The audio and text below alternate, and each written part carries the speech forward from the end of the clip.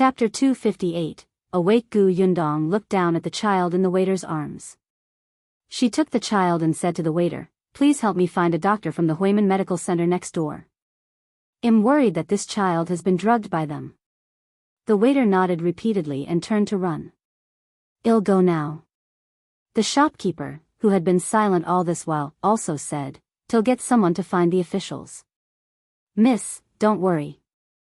Our Qingyuan prefecture's officials are not bad." Of course, they were not bad. Ever since the last chaos, there had been a huge change in the Qingyuan prefecture. In addition, the new emperor had ascended the throne with sharp methods. He had directly sent a trusted prefecture magistrate over, and even the governance of the officials below had become much clearer. Yundong thanked him, and the waiter happened to invite a doctor over. Perhaps the doctor next door had also heard the commotion and knew that the matter had started. As soon as he came over, he took the child over and looked at him carefully. After a long while, he heaved a sigh of relief and said, "He's fine." He was knocked unconscious. As he spoke, he took a silver needle and pricked him slightly. Soon, the child frowned and groaned. He slowly opened his eyes. He looked around in confusion. "Who are you?" Yundong asked him. "Do you still remember what happened before you fell asleep?" "What happened before?" The little boy scratched his head. Suddenly, he seemed to have thought of something and sat up straight.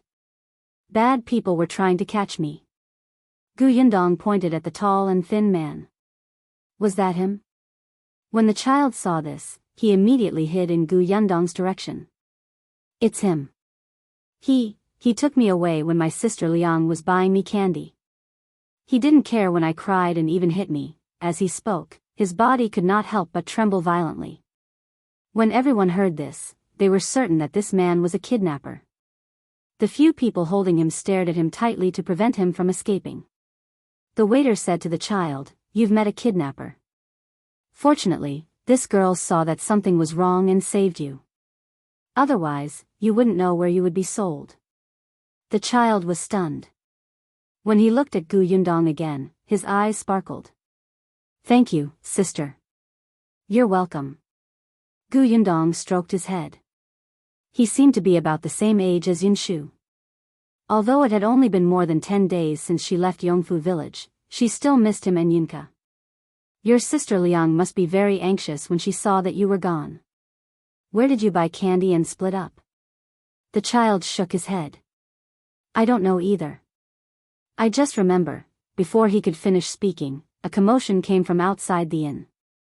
A few officials followed closely behind, as well as a maidservant who looked to be no more than 15 or 16 years old. When the maidservant saw the child, she immediately cried tears of joy. "Young master, it's really you. Young master, this is great. Sister Liang." The child hurriedly called out to her, but he remained in Yundong's arms. Liang Jing wiped her face. As soon as she realized that the child was gone, she searched nearby, but she couldn't find him at all. She quickly went to the government office to report the case. Fortunately, the government office was not far away. Unexpectedly, she happened to encounter someone who came over to report a matter. A child was saved and they asked the sheriff to go over and take a look. When Liang Jing heard that he seemed to be her young master, she hurriedly followed him. Thank goodness the young master was fine and appeared in front of her safely. Chapter 259. Dr. Song is back. The shopkeeper had already told the official what had happened in detail. Liang Jing heard it clearly and was immediately grateful to Yundong. Tears welled up in her eyes. "Miss, thank you so much. If it weren't for you, I don't know what would have happened to my young master. I could have only apologized with my life. You're my benefactor. I'll kowtow to you." Yundong was shocked and quickly reached out to pull her back. "Don't. I'll help anyone when I see injustice. If you're grateful to me, pay the doctor's consultation fee." Liang Jing was stunned and did not know whether to laugh or cry. She quickly took out her money bag. "Yes, of course." She paid the doctor before thanking Yundong again and again.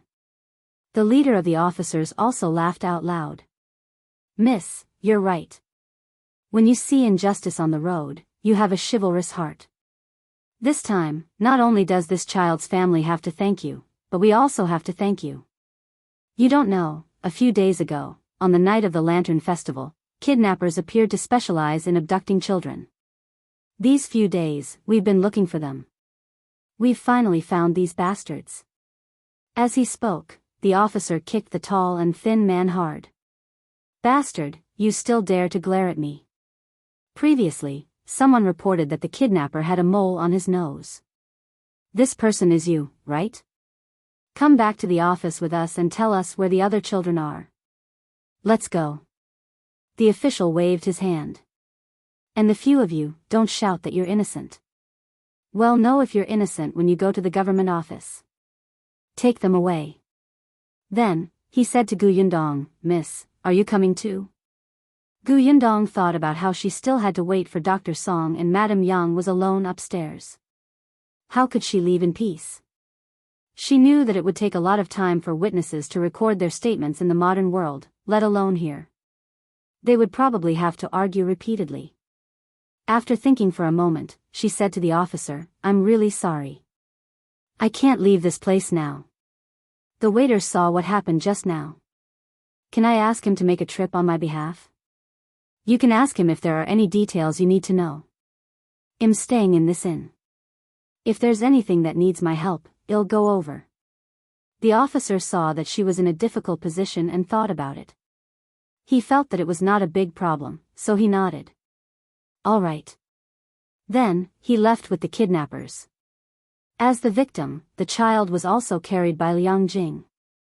The crowd gradually dispersed, but there were still many people who nodded at Gu Yundong. Gu Yundong could not wait to go upstairs. She pushed open the door and saw Madame Yang sitting obediently in front of the table, staring at the puzzle on the table. Gu Yundong had unintentionally found it in her storage. She did not know when she had put it in, but it was a very simple wooden jigsaw puzzle. The image was of two cute little animals. She saw that Madame Yang was bored sometimes when she was alone in the carriage, so she took it out for her to play with. Madame Yang liked it very much. When she got it, she was overjoyed. She actually knew how to assemble the pieces, but she still couldn't bear to let it go. She enjoyed doing it repeatedly. When she saw Gu Yundong enter, she turned around and smiled at her. Dong dong, I heard that it was so lively downstairs. It was so noisy. But I obediently didn't open the door or go out to take a look. Look at how I worked. The time was short again. Gu Yundong went forward to take a look and immediately praised, Mother is getting better and better. Yes, I'll play a few more times. When I get home, I'll be able to teach Ashu and Kiki. When the time came, they would think that their mother was very powerful. It was rare for Gu Yundong to see Madame Yang with such a sense of accomplishment. She smiled and nodded. After dinner, she took Madame Yang to rest. The next morning, Gu Yundong had just packed up and was about to go to Huimin Medical Center when there was a knock on the door. She opened the door and saw that it was the staff of the medical center. The shop assistant said to her happily, Miss Gu, Dr. Song is back. Chapter 260, Gao Feng's visit. Gu Yundong was stunned, and her face lit up with joy. Really, bring us there. She turned around and wanted to call out to Madame Yang, who was still sleeping on the bed. Madame Yang usually woke up earlier than her, but for some reason, she woke up from a nightmare in the middle of the night yesterday.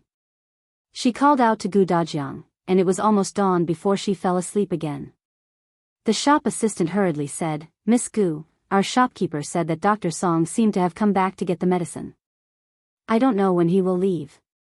If we don't see him quickly, I'm afraid we won't be able to see him again. Gu Yundong could not be bothered to wake up Madame Yang. She had to see Dr. Song first and get the man to agree to treat her mother before bringing Madame Yang over. Hence, she nodded. All right, I'll go over now. The shop assistant went downstairs and Gu Yundong went out to close the door. She happened to see the waiter coming over and asked him to help watch over here. If her mother woke up, he would tell her mother that she had gone out and would be back soon. Then, she hurried to Huimin Medical Center. Not long after she left, Feng carried Bai Yang in. This is the inn. The little thing in his arms nodded vigorously. Yes, yes, yes. This is the place. Feng went to ask the shopkeeper, is the girl who saved this child yesterday here? The shopkeeper did not notice and called the waiter over. Coincidentally, the waiter did not see the shop assistant coming to look for Yundong. He did not know where she had gone. Still, that girl said that she would be back soon. Her mother is still in her room. Feng raised his head and looked in the direction of the second floor. After some thought, he found a seat and sat down. Then let's wait here. Since she would be back soon, it shouldn't be long. Bai Yang was also very regretful. Why isn't Sister Gu here? I was so frightened yesterday that I didn't thank her properly. Feng lowered his eyes and retracted his coldness.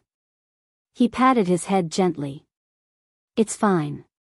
It won't be too late to thank her when we see her later. The two of them ordered some food and waited for Yundong to return.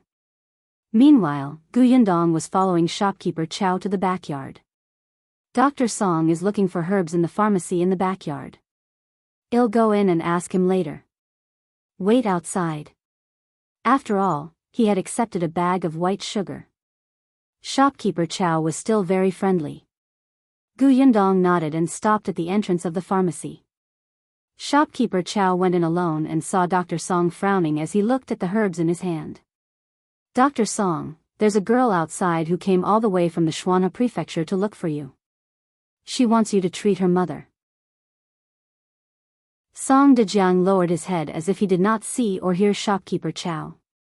He only muttered something. Shopkeeper Chao could not help but swallow his saliva. He tried again and said, Dr. Song? That girl is outside. Her mother's condition is quite serious. I pity her filial piety. Aya, aren't you annoying? Why should I treat her mother? Can't you see that I'm annoyed? Get lost. Song Dajiang raised his head. He was fierce and irritable. His eyes were a little bloodshot, and he looked like he had not slept well for the past 2 days. Shopkeeper Chao was scolded badly. He wiped his face and was about to leave. However, after all, he had accepted the girl's sugar. Before he left, he still said, that girl was introduced by Dr. He from the Xianxia prefecture. There's also a handwritten letter from Dr. He. Chapter 261, No Treating. What's great about Dr. He's introduction? Do I have to treat her just because he introduced her? Do you think I have nothing better to do? I haven't settled my own matters. No matter what illness you have, get lost and don't disturb me. Song Dajiang was furious. He raised his hand, grabbed a pen from the table beside him, and threw it. Shopkeeper Chao immediately did not dare to say anything else. He hurriedly left with his face covered in dust. He looked at Yundong, who was standing at the door, and shook his head with a sigh. Did you hear that? Let's go. Song Dajiang's voice was so loud that Yundong naturally heard him clearly. She could not help but frown fiercely. Her mother's illness could not be delayed. She immediately wanted to go in herself. Shopkeeper Chao quickly stopped her. Don't go. Dr. Song has just returned from his important patient's house. His eyes are red. It seems that he has spent a lot of effort on the patient. He's currently thinking about the prescription and has a bad temper. At this time, he'll only be more annoyed no matter what you say. It's better to wait and think of another way. Song Dajiang was not a doctor of Huimin Medical Center. He was a distinguished guest of their boss. This guy was just a shopkeeper of a small branch. He did not dare to offend him or order him around. Yundong could only stop, but she was a little anxious. Shopkeeper Chao brought her to the front hall and waited a little longer.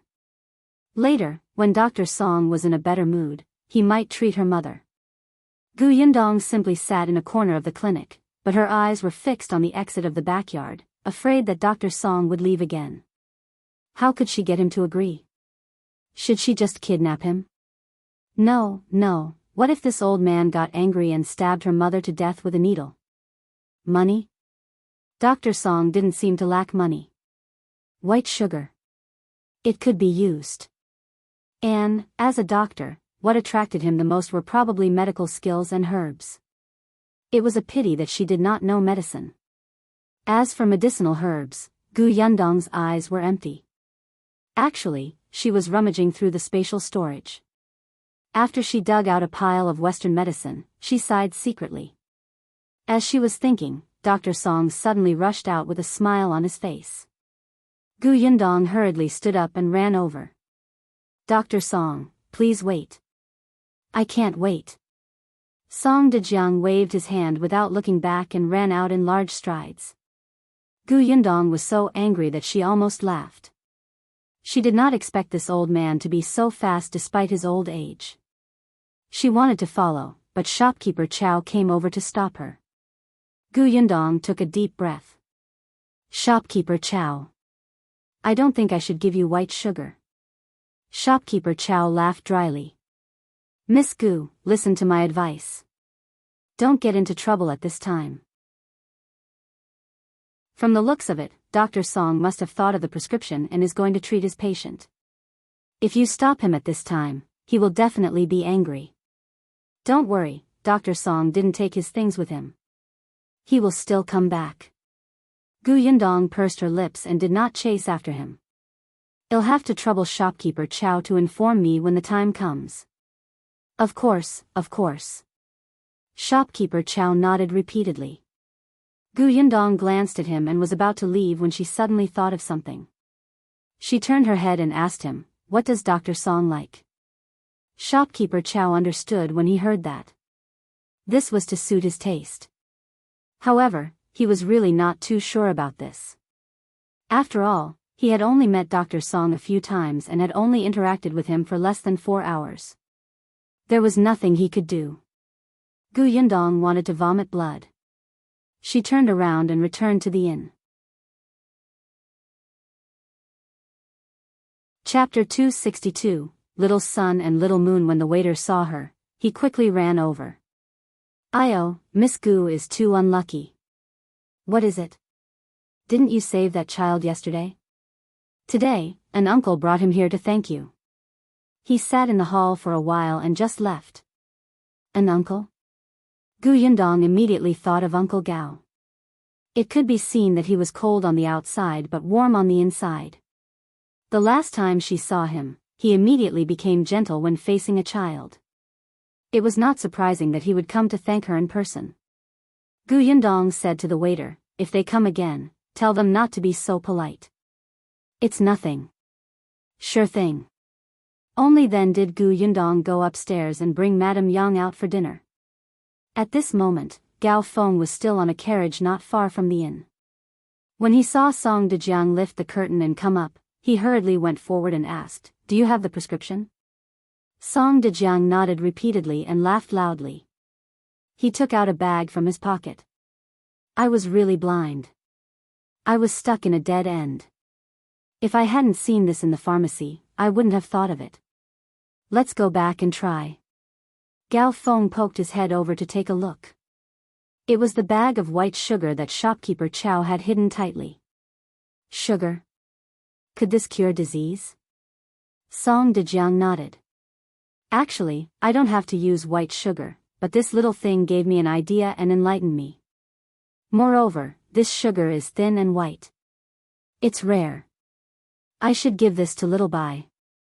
The corners of Feng's mouth twitched, but he was still very excited. Then let's go back quickly. Yes, yes. Song Dajiang waved his hand, and the carriage quickly moved. He was happily thinking about the prescription in his mind. After a long time, he finally noticed Bai Yang, who was sitting quietly at the side. He could not help but ask curiously, Little son, why aren't you saying anything?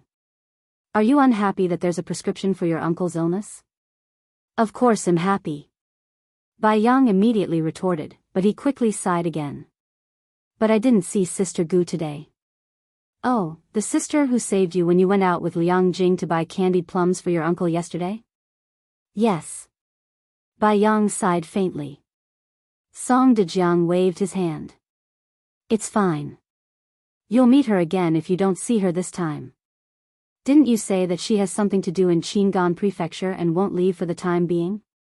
When Bai Yang heard this, he immediately perked up and nodded vigorously. Yes, I'll come again next time. As they spoke, the carriage stopped at the entrance of a quiet courtyard house. Gao Feng carried Bai Yang down and saw Bai Yu looking around the door. The little girl and Bai Yang were twins. When she saw them, she immediately ran over. Brother, you're finally back. Sister, long time no see. Bai Yang held her hand and looked like they had reunited after a long time. The corners of Song Dajiang's mouth twitched. Weren't they separated for less than 4 hours? There was so much drama. After the group of people entered, Song Dajiang quickly went to prepare the medicine. Gao Feng brought the 2 children to the room to see Bai Jian. The young man was only 15 or 16 years old, but his face was pale and he did not look well. Bai Yang lay by the bed and called him softly, Brother Bai. Call me little uncle, Bai Jian reminded him with a smile. Bai Yang pouted. You're only a little older than me. He was clearly 10 years older, but this was considered a little. Song Dajiang came in not long after. He sat on the edge of the bed and took his pulse. After that, he snorted coldly. Serves you right. You haven't recovered from your internal injuries to begin with, yet you still ran to Yongning Prefecture. It's not like you don't know that it's chaotic over there. Great, there's even a problem with your eyes. I heard that the girl is from Yongning Prefecture, so I went to look for her. Chapter 263. Searching for the girl who escaped, isn't there Gao Feng? Can't we just get Gao Feng to look for her?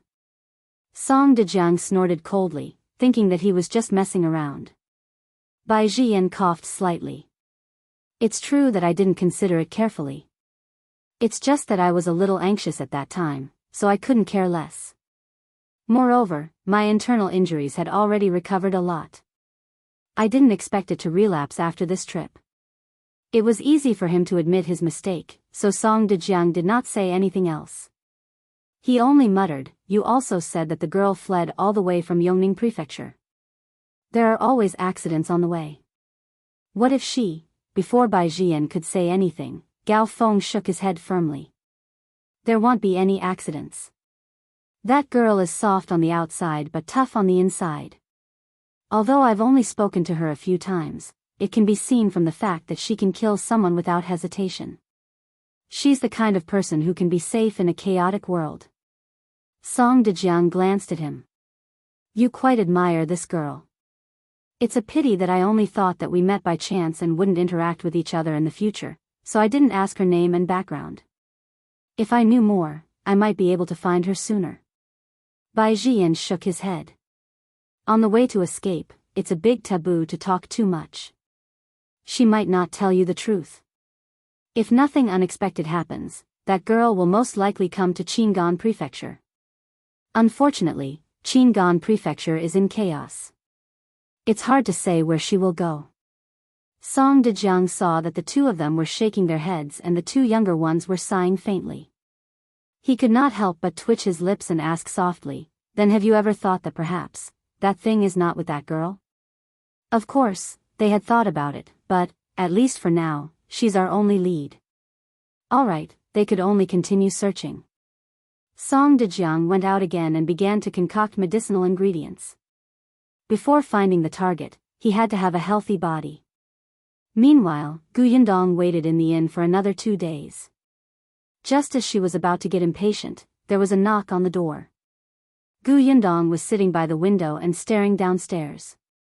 She had been sitting here for most of the day. Coincidentally, under the window of her room was the backyard of Huimin Medical Center. Shopkeeper Chao said that when Dr. Song returned, he usually entered from the backyard. Therefore, she thought that since she was waiting for him, she might as well keep an eye on him while enjoying the scenery. That way, she would know the moment Dr. Song returned.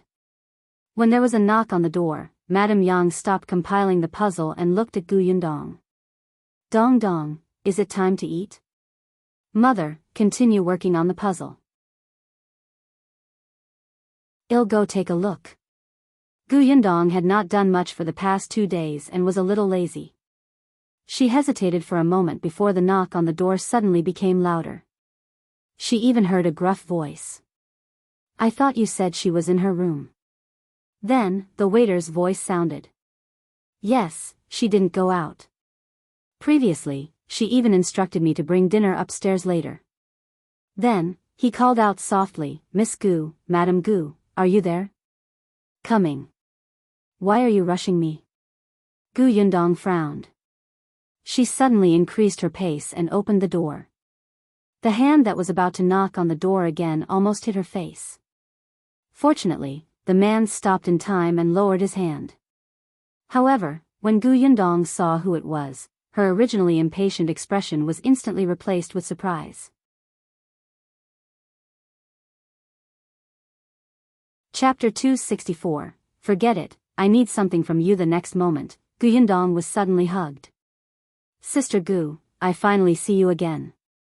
She looked down. Wasn't this Dajiang? The waiter laughed awkwardly. Miss Gu, these two are looking for you. Well, I'll get going first.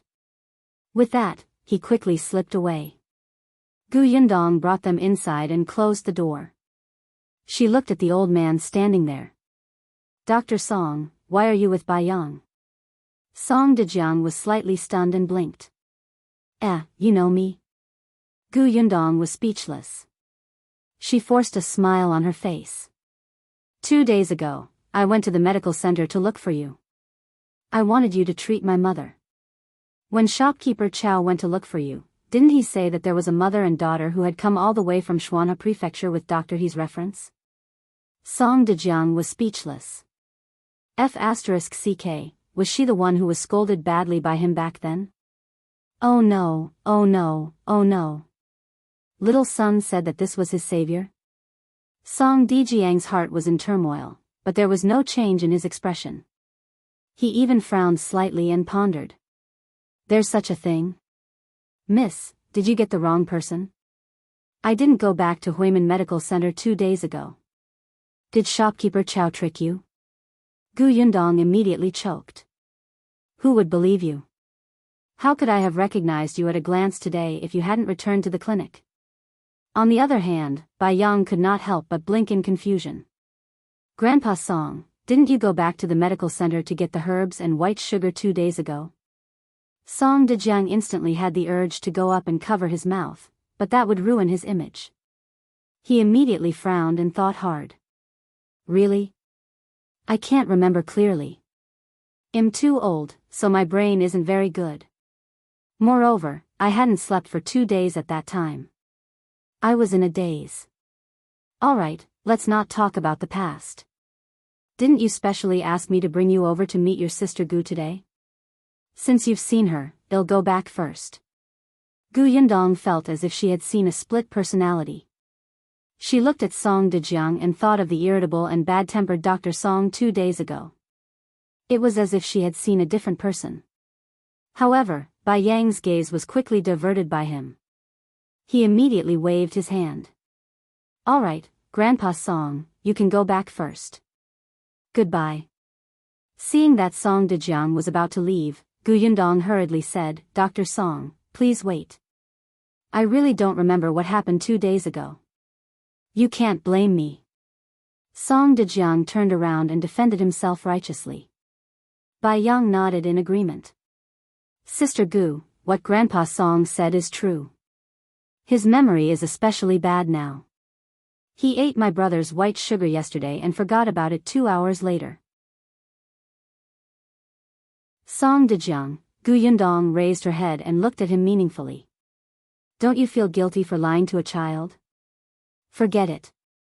She had a favor to ask, so it was better not to expose him. Gu Yundong coughed lightly. Since Dr. Song doesn't remember what happened 2 days ago, I'll talk about it again. My name is Gu Yundong. I came to Qingyuan Prefecture this time because I found out that Dr. Song is here and wanted to ask Dr. Song to treat my mother. Doctor, he said that Dr. Song's medical skills are brilliant. If even Dr. Song can't do anything in this world, then my mother, she lowered her eyes slightly, looking very pained. Song Dajiang chuckled. Don't cry. Little son wants to hit me. Alright, alright, alright.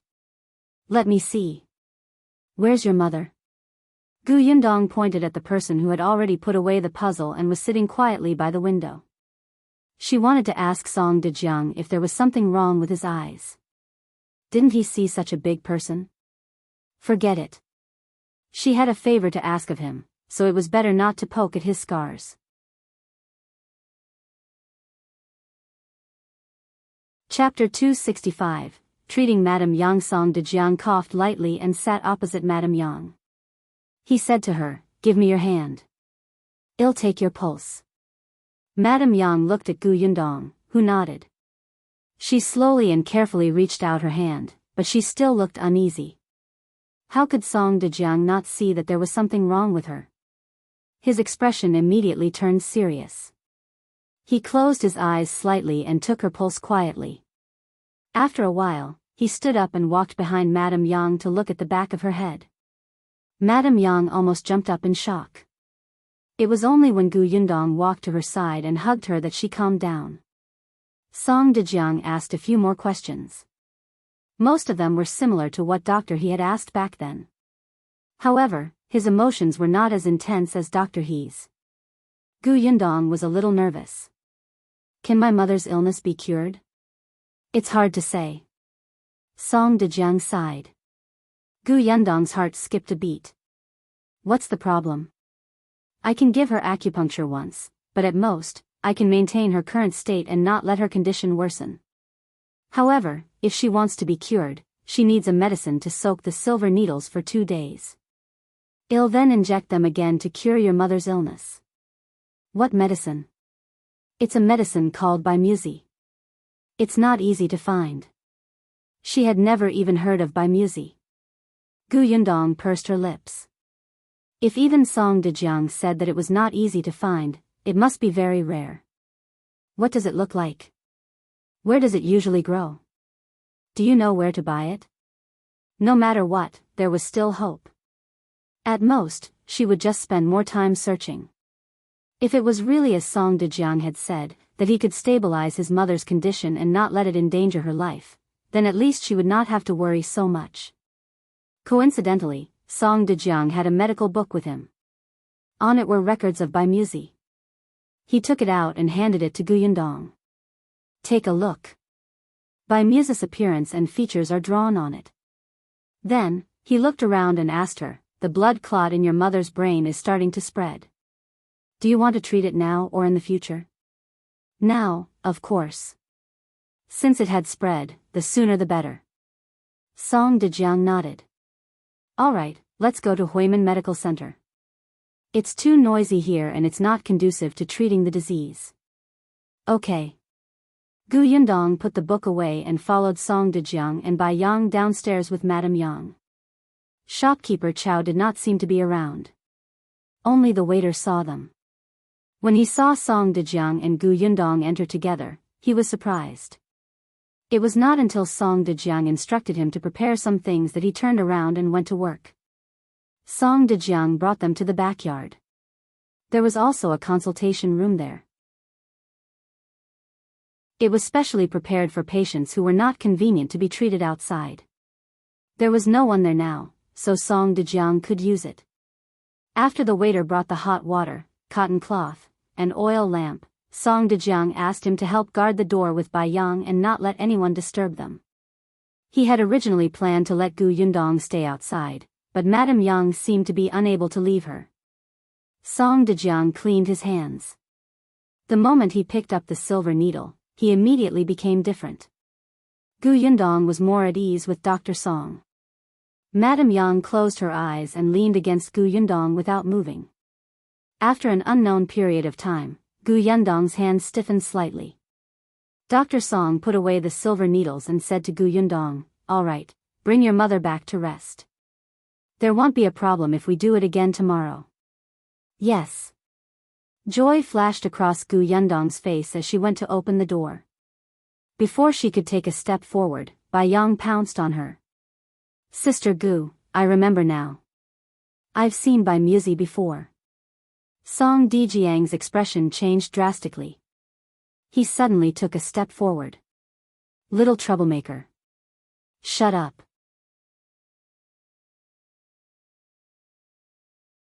Chapter 266. The little brat is very bad. Gu Yundong was pleasantly surprised when she heard Bai Yang's words, but Song Dajiang's actions extinguished it. She looked at him suspiciously. Song Dajiang looked up at the sky. He didn't know anything. Bai Yang ignored him and said, when I heard Bai Muzi just now, I felt that it sounded familiar. It was as if I had heard it somewhere before. I thought about it for more than 2 hours before I finally remembered. I've already told you to shut up, and you're still talking. Song Dajiang glared at the little guy, his heart bleeding. Bai Yang immediately hid behind Gu Yundong. But Sister Gu is my savior. I've decided that when I grow up, I'll marry her. I can't hide anything from my wife. Gu Yundong was speechless.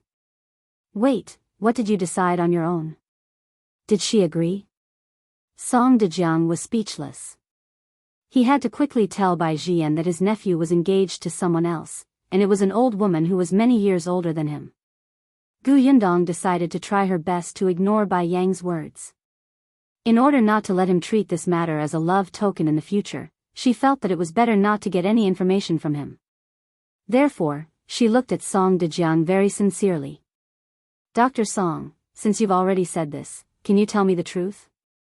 Do you have Bai Muzi? As long as you can treat my mother's illness, feel free to ask. I'll do what I can. Even if I can't do it now, I'll do it in the future.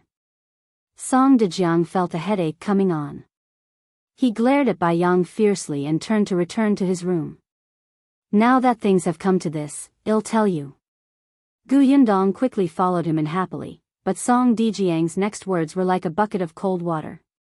However, even if you know where Bai Muzi is, you won't be able to obtain it. Gu Yundong helped Madame Yang sit down. What do you mean? As for Bai Muzi, I really don't have any. However, my master has 2 stocks. Gu Yundong was surprised. You have a master? Dr. Song glared at her. What are you asking? If I didn't have a master, where would I get my medical skills? I thought that since Dr. Song's medical skills were so brilliant, he might be extremely talented and self-taught. In fact, Gu Yundong secretly felt that since Dr. Song was already so old, his master might already be gone.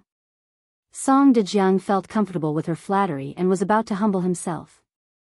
Bai Yang said, Grandpa Song's master is my biological grandfather, but my grandfather is even younger than Grandpa Song. Gu Yundong silently shut her mouth. Song Dajiang really wanted to throw this brat out. He used to think that this boy was quite cute, but now he realized that he was just an elder sister slave who specially undermined him. He valued his lover over his friend.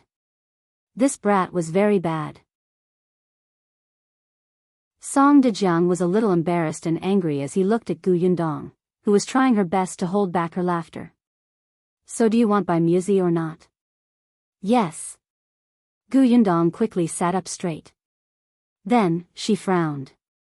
But didn't you say that I can't get it? Why? Is it because your master is not easy to talk to? Song Dajiang glanced at her from the corner of his eyes. My master is indeed not easy to talk to. He has a strange temper and doesn't care about favors. This Bai Muzi is rare, so it won't be easy for him to take it out. However, he glanced at Bai Yang. He treats his children and grandchildren very well. You saved his only grandson, so Bai Muzi will be given to you. Then why? Chapter 267, Undermining Bai Yang. Song Dajiang sighed. That's because Bai Muzi isn't the only thing in the storeroom. Master's precious medicinal herbs are all in there. Unfortunately, the key to the storeroom has been lost. Gu Yundong was speechless. She asked hesitantly, can't we find someone and break it open? Song Dajiang sneered. That key is not an ordinary key. Not to mention breaking it open, if you're not careful, the lock will be destroyed. Then, what about smashing open that door with a stone or a sword? Song Dajiang had a strange expression on his face. We can't smash it. How about a bomb? Song Dajiang jumped up and stood up abruptly. He pointed at her and scolded, bang, bang, bang. Why are you so violent, fierce, and impatient? Do you know what that door is made of? Do you want to smash and blow it up? Yundong blinked, dumbfounded. Aren't you the fierce and impatient one now? I don't know. It's not a wooden door. That's a jade door. It's such a huge piece of jade that's carved into a perfect door.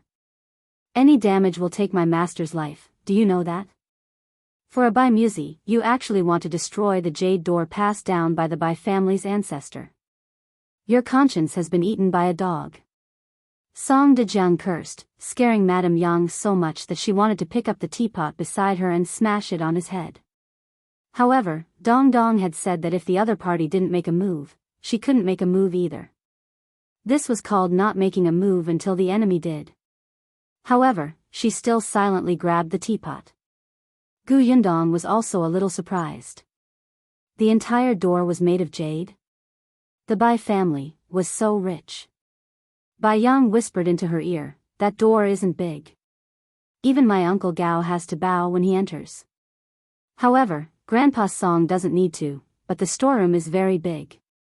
Song Dajiang grabbed his collar and wanted to throw him out. Yundong quickly stopped him. All right. Dr. Song, I have no intention of destroying your master's jade door for Bai Muzi. Calm down. Otherwise, your blood will rush to your head and your memory will worsen. You'll even forget your name. Song Dajiang really wanted to vomit blood on her face. Why was this girl so annoying? Yundong decided not to agitate him anymore. She immediately changed the topic. But according to what you said, does that mean that the door won't be able to be opened in the future and the herbs inside won't be able to be used? Wouldn't they be wasted? Aren't we looking for the lost key? Song Dajiang scratched his head, looking very troubled. How long will it take to find it? I don't know, but there are already clues. It should be soon. Song Dajiang glanced at Madame Yang. If you want to treat your mother, why don't you wait for my master and the others to find the key? For Bai Yang's sake, Bai Muzi will be given to you. Why don't you think of a way to find Bai Muzi yourself and bring it to me? It'll help your mother insert the needles. That was the only way. Let's do both. She would find someone to help find the herbs. Fortunately, Madame Yang's condition had improved, so she could afford to wait. All right, you can leave. I'm exhausted from talking to you. I've never seen such a stupid person. You're so young, but you keep asking questions.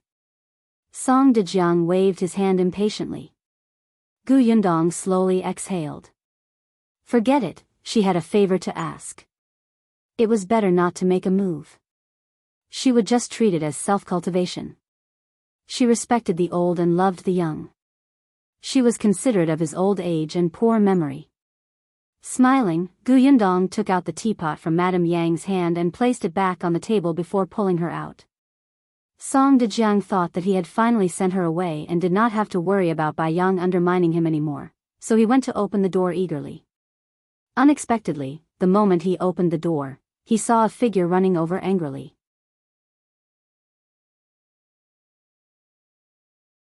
Chapter 268, My Family, Dr. Song, you're finally back. Let me ask you, did you take the white sugar I placed in the pharmacy? Shopkeeper Chao rushed in front of him like a gust of wind and asked with his eyes wide open. What are you doing? What's there to shout about? Song Dajiang was even more self-righteous than him. Didn't your boss say that the medicine in the pharmacy is for me to use? Since you've placed it there, why can't I take it? If I can't take it, don't put it there. Seriously, he was so noisy. He didn't know how to respect the old and love the young at all. He dared to shout at him in front of everyone. How rude. Shopkeeper Chao was speechless. Then, he saw Gu Yundong behind him and felt even more aggrieved. Gu Yundong widened her eyes in surprise. Previously, when she heard Dajiang mention white sugar, she thought that her family already had it. It seemed like it was taken away from shopkeeper Chao. Gu Yundong did not know whether to laugh or cry. Seeing Song Dajiang walk in angrily, she led Madame Yang past shopkeeper Chao and said, "They'll give it to you later." Shopkeeper Chao's eyes lit up. He swore not to leave the white sugar in the pharmacy again. He had clearly hidden it very well. Dr. Song was too good at finding it. Song Dajiang did not hear what she said. He only saw that Gu Yundong seemed to have said something. Shopkeeper Chao turned around and left happily. He looked suspiciously at Gu Yundong. With a glance, he realized that Dajiang was actually pulling her sleeve and wanting to follow her.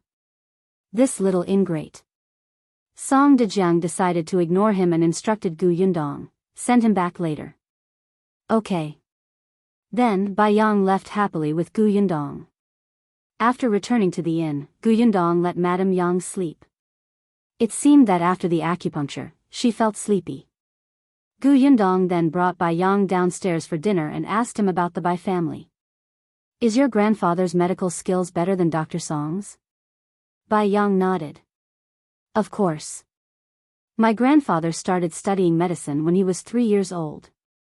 When he was 7 years old, he met Grandpa Song, who was 10 years old. Then, he taught Grandpa Song how to recognize herbs and they became master and disciple."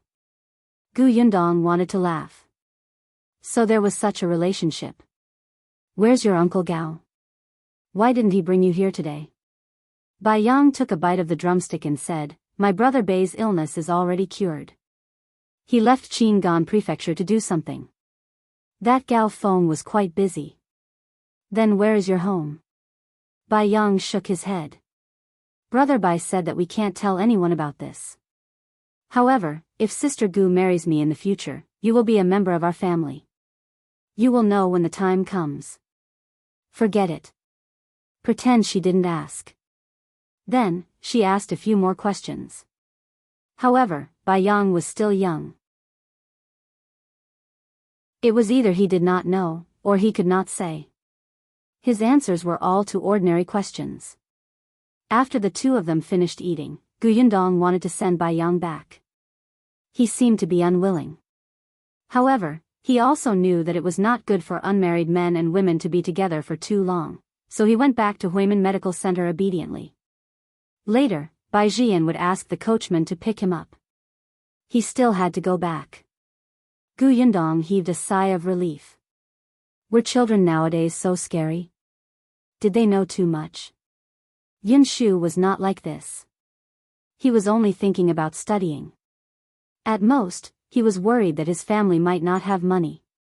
She shook her head and went upstairs to wash up. However, just as she was taking off her coat, something suddenly fell out of her chest.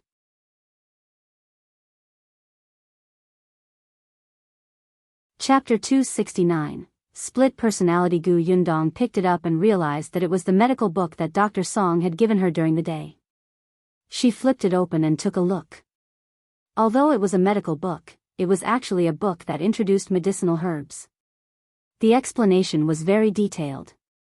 There were pictures, introductions, and habits. Gu Yundong flipped to Bai Muse's page and tried her best to memorize it. Finally, she admitted with a headache that one had to be talented to learn medicine. After memorizing it, she closed her eyes and was confused again.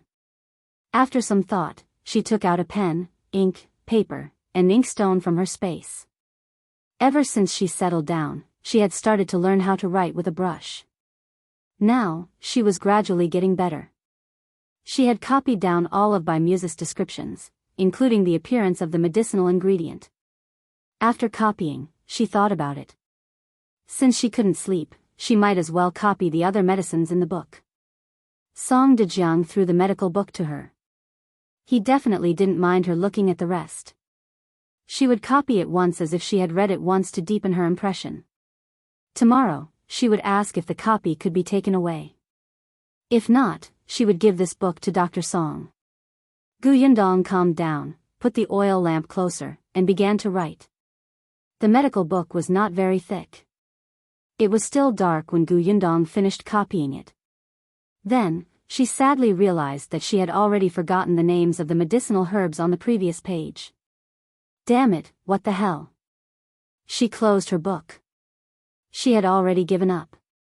It was better for her to memorize by music. Madame Yang had just woken up. When Yundong went over, she found her sitting on the bed in a daze and frowned slightly. Mother, what's wrong? Hungry. Yundong laughed. We didn't even eat last night. Let's go downstairs. After breakfast, she took Madame Yang to Huimin Medical Center. Song Dajiang helped her perform the acupuncture again before saying, all right, we're just waiting for Bai Muzi now. Yundong thanked Dr. Song and returned the medical book he had given her yesterday. She also took out the one she had copied. Song Dajiang sipped his tea and said nonchalantly, go ahead and copy it. I've already shown it to you, so there's nothing to hide. Take your copy and read it more often. In the future, if you see any good medicinal herbs on it, keep them well. You can let me use them in the future. If there's a lot, I might even take you in as a disciple. Yundong thought about how she had failed to memorize the medicinal properties even after reading it 3 times. Forget it. Song Dajiang put away his book. Just as he put it away, he suddenly thought of something and slammed the table. No, how could you casually copy my medical book? Yundong, huh? So you really have a split personality? Song Dajiang's face was cold. Do you know that I wrote this medical book myself? There's only one copy in this world. It's very, very precious. Moreover, the herbs recorded in it can't be bought in ordinary pharmacies and clinics. Many doctors don't even recognize them. How can you copy such a precious medical book without asking me? Yundong's mouth twitched. Then, I'll return it to you? Return it to me and it's over? Song Dajiang glared at him. You've already read it. But I've forgotten all about it. What? I said you were stupid, but you refused to admit it. You can even forget this. No, I don't believe it. You must have remembered everything clearly.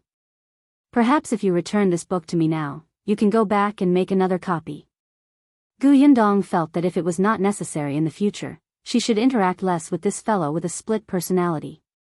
So, what do you want me to do?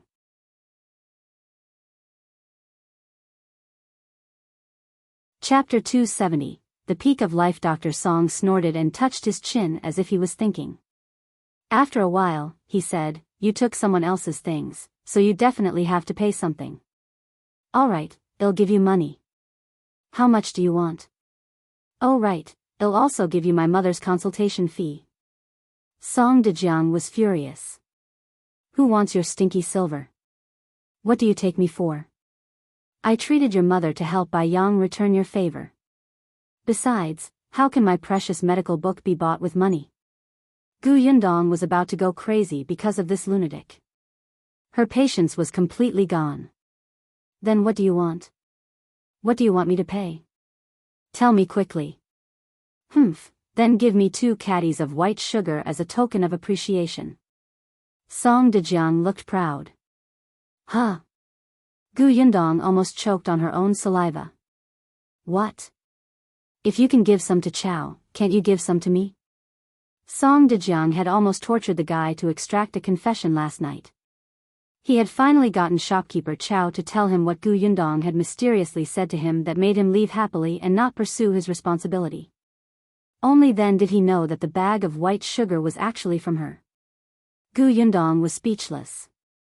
So you've been acting for so long just for 2 caddies of sugar? Seeing that she did not speak in a long time, Song Dajiang frowned and hesitated. 2 caddies is too much.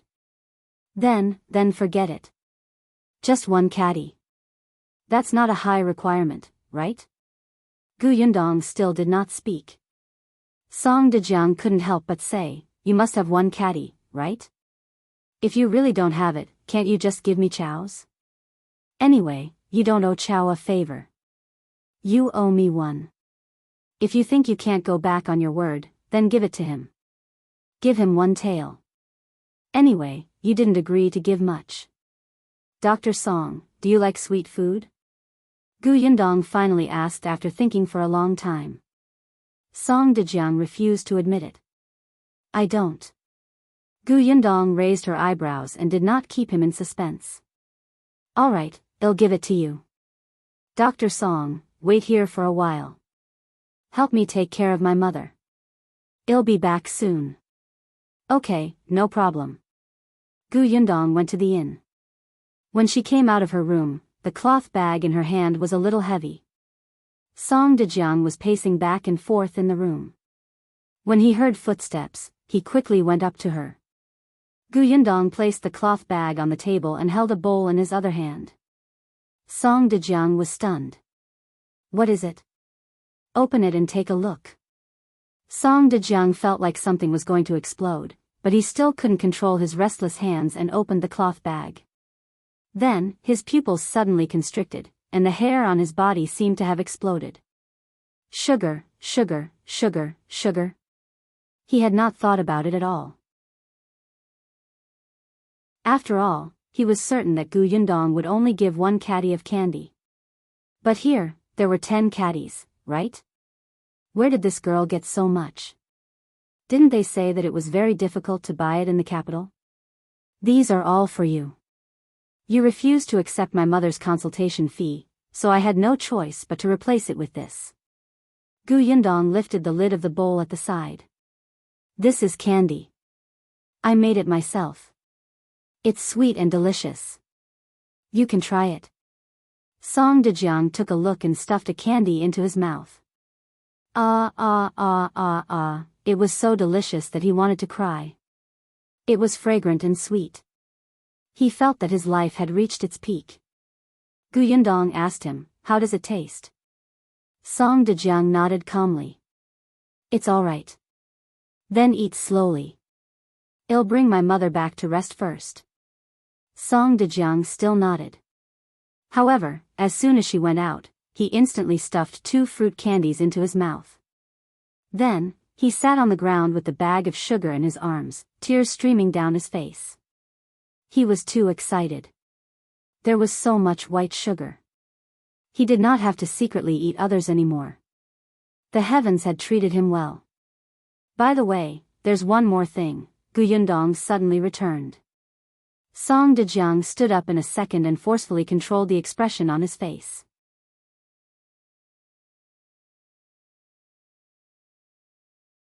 Chapter 271, How to Find Gu Dajiang. Gu Yundong felt that this person, indeed, had split personalities.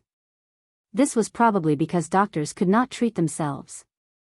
Sigh, it was quite pitiful. Song Dajiang was angry. Why did she come back for no reason? He raised his head and explained with a serious expression, the candy I ate just now made my tears come out. Gu Yundong glanced at the bowl. Were there a few missing? But sugar is sweet. My feelings are different from ordinary people, all right? Sigh, I realize that you like to get to the bottom of things.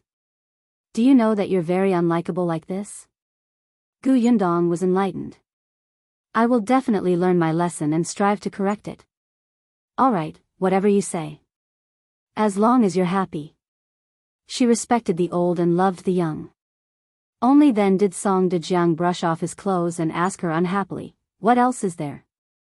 Hurry up and say it. I'm annoyed to see you. Really, if this person had not cured her mother, Gu Yundong would have beaten him up. She walked over and handed him a letter. Qin Wenjing asked me to give this to you. Qin Wenjing? Song Dajiang looked at her in surprise. Where is he now? Gu Yundong pointed at the letter. You'll know once you read it. Song Dajiang was a little hesitant. After a while, he reached out to take the letter. Gu Yundong did not know what was written on it. She only knew that Dr. Song's originally casual expression slowly turned serious. Gradually, it overlapped with his appearance when he was treating the illness. Gu Yundong felt that he probably had 3 personalities. I'll go. She left quietly, but Song Dajiang remained silent for a long time after reading the letter. He sat there for half a day and even forgot about the existence of the white sugar. Gu Yundong had been in the Qingyuan prefecture for 5 to 6 days. Madame Yang's matter was half resolved, but Gu Dajiang's whereabouts were still unknown. It was not easy to find someone in the vast sea of people. Gu Yundong thought for 2 whole days in the inn. On the morning of the 3rd day, Song Dajiang came with Bai Yang. He said to Gu Yundong, "I'm going to the capital. Give me your address. When there's news of Bai Muzi, I'll send you a letter." Gu Yundong was surprised and quickly wrote down the address for him. Bai Yang also had a bitter expression on his face. "Sister Gu, I'm going to the farm outside the city. Brother Bai is going there to recuperate. I have to go too. It won't be easy to see you in the future." As he spoke, he reached for Song Dajiang's hand and took the note from him. He read the address carefully twice before saying to Gu Yundong, "Sister Gu, I'll write to you when the time comes. Sister Gu has a younger brother who's about the same age as you. You can write to him and even be friends with him." She hoped that he wouldn't mention anything about devoting himself to her again. She couldn't take it. Bai Yang thought for a moment and nodded. "I'll write to you both." Both Song Dajiang and Bai Yang had already packed their things and were about to set off. Song Dajiang's carriage was outside the inn. When they left the city, they could just bring Bai Yang to the farm. They had specially come to bid farewell to Gu Yundong. In the end, Bai Yang even felt wronged and wanted Gu Yundong to send them to the city gate. Gu Yundong also wanted to go out for a walk. It was not a good idea to stay in the room, so she agreed and brought Madame Yang out. What she did not expect was that on this trip, she really thought of a solution that was not a solution.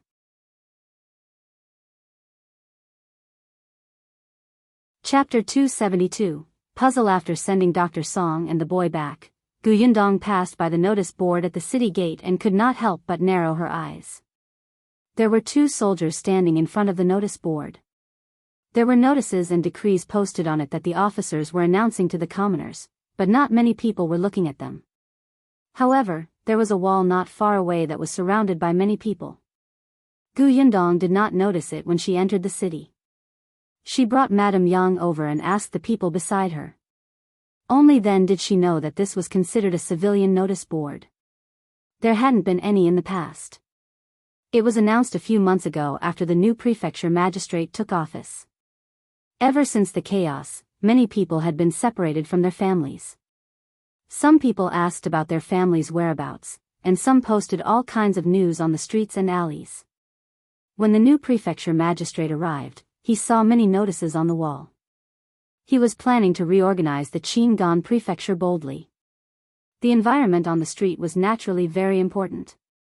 Later on, someone suggested that everyone stick the notices together. Hence, this wall was filled with all kinds of missing persons notices and random news. Gu Yundong glanced at the pictures on the wall and sighed again. The pictures drawn by these people were extremely abstract. Her eyes darted around slightly. She took a charcoal pen and memorized the information on the notice board. Then, she brought Madame Yang back. Gu Yundong wanted to post a missing person notice himself. Even if Gu Dajiang didn't see it, as long as someone who had seen him provided some clues, she would have a direction to look for the man. But Gu Yundong had a problem. Since she was going to put up a missing person notice, she would definitely draw it very realistically. However, the last time she drew someone so realistically, it was a wanted poster. Although the bandit leader had been caught, God knew if his other lackeys were hiding in the crowd, waiting for an opportunity to take revenge. It would be strange if they didn't look for her when they saw the missing person notice that came from almost the same artist. Even if she escaped safely, what about Gu Dajiang? Would he become their target? Therefore, Gu Dajiang's portrait couldn't be the only one unique among the missing person notices. That would be too suspicious. After returning to the inn, Gu Yundong consolidated the information she had copied down, especially the addresses on it. After packing up, she turned to Madame Yang and said, Mother, let's rent a courtyard inn tomorrow. I don't know how long it will take to find father. It's inconvenient to stay in an inn all the time. Back then, she chose to stay in the inn because this place was next to Huimin Medical Center, so it was convenient for Madame Yang to see a doctor. Madame Yang was playing with the puzzle, which Gu Yundong had made himself.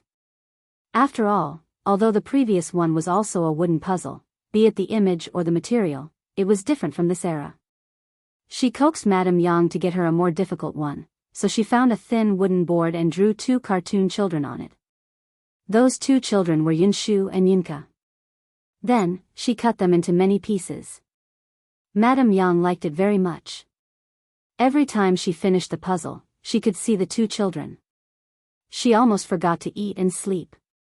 When she heard Gu Yundong's words, she looked up and smiled. Okay. Then she continued. The next day, Gu Yundong asked shopkeeper Chao where she could rent a cheap, quiet, and safe house. On the same day, she contacted the owner and signed a month's lease before moving in. At night, when the sky was about to turn dark, Gu Yundong put on her old makeup and left the courtyard.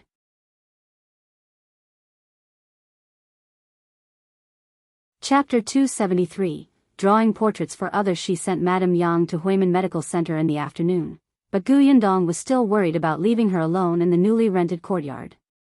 Fortunately, shopkeeper Chao's wife was a good person and was also helping out at the medical center, so Gu Yundong asked her to take care of Madame Yang. The other party naturally agreed. She knew that Miss Gu had given her family something good. This small favor was nothing. Gu Yundong was wearing rough clothes, the kind that was very common on the streets. After searching the spatial storage for a long time, she could not find any hair dye. Hence, she went to ask shopkeeper Chao and knew that there were many things that could be used to dye hair. Gu Yundong found an excuse to ask shopkeeper Chao to create 2 hair dye solutions, one black and one white. Now, she had dyed more than half of her hair white and tied her chest flat. Although she was not very mature, she still had some curves. She put on some makeup, and when she turned around, she was a short old man. Gu Yundong only left when she saw that she was fine. Gu Yundong found a blacksmith shop according to the addresses she had previously gathered. 2 brothers owned this shop. It was said that they had a younger brother who went missing during the chaos. The 2 brothers found someone to draw a rough portrait and pasted the notice on the wall. However, after such a long time, they were still nowhere to be found. There was only half of the notice left. Fortunately, there was an address on it. When Gu Yundong walked in with his back hunched, the 2 brothers were stunned. Sir, what do you want? A scissor or a kitchen knife? Gu Yundong coughed and waved her hand. She said in a rough voice, I don't buy things. I saw a notice at the city gate. Are you looking for your brother? The 2 brothers looked at each other and were a little excited at the same time. Sir, you've seen him? Do you know where he is? Gu Yundong shook her head and coughed again. I've never seen him before. Seeing their disappointed expressions, she added, even if I had seen him before, I wouldn't have recognized him. Don't you think about what the person in your portrait looks like? It can't be helped. We spent a lot of money to hire someone to draw it, but it's nothing good. Gu Yundong shook her head. It'll help you draw a picture. Tell me what your brother looks like. The 2 brothers were stunned again. Sir, don't worry, I won't take money. I'm just doing a good deed. With that, she took out a charcoal pencil and paper and laid them on the table. Tell me, she urged impatiently. The 2 brothers thought about it. She didn't charge them, and it didn't look like she was extorting them. In addition, they weren't forging anymore, so why not give it a try? Hence, the 2 of them spoke one after another and described their younger brother's appearance. Gu Yundong was becoming more and more proficient. It did not take long for a lifelike portrait to appear under the eyes of the 2 brothers. The 2 of them were shocked. It was as if their younger brother was standing in front of them. They looked up at Gu Yundong. Grandpa, you're too capable. Once this picture is posted, anyone who has seen our brother will definitely recognize him. Alright, it'll help you write down your address and information. You can paste it on that wall tomorrow morning. Yes, well, post it tomorrow. The two of them praised the portrait. Yundong left before they could react. She went to the next address.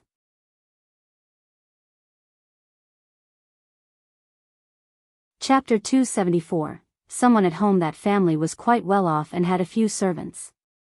At that time, when the city was in chaos, a maidservant of theirs actually ran away with a lot of gold and silver jewelry. Although they had reported it to the officers, it was obvious that there were too many such things and they could not catch her at all. Yundong had also asked them if they wanted to find the maidservant and let others think that she knew the maidservant's whereabouts and invite her in. In the end, she had been tricked into drawing the maidservant's appearance. She had also drawn the jewelry that the girl had taken away. The third and fourth families. When she came out of the fifth family's house, it was almost time for curfew.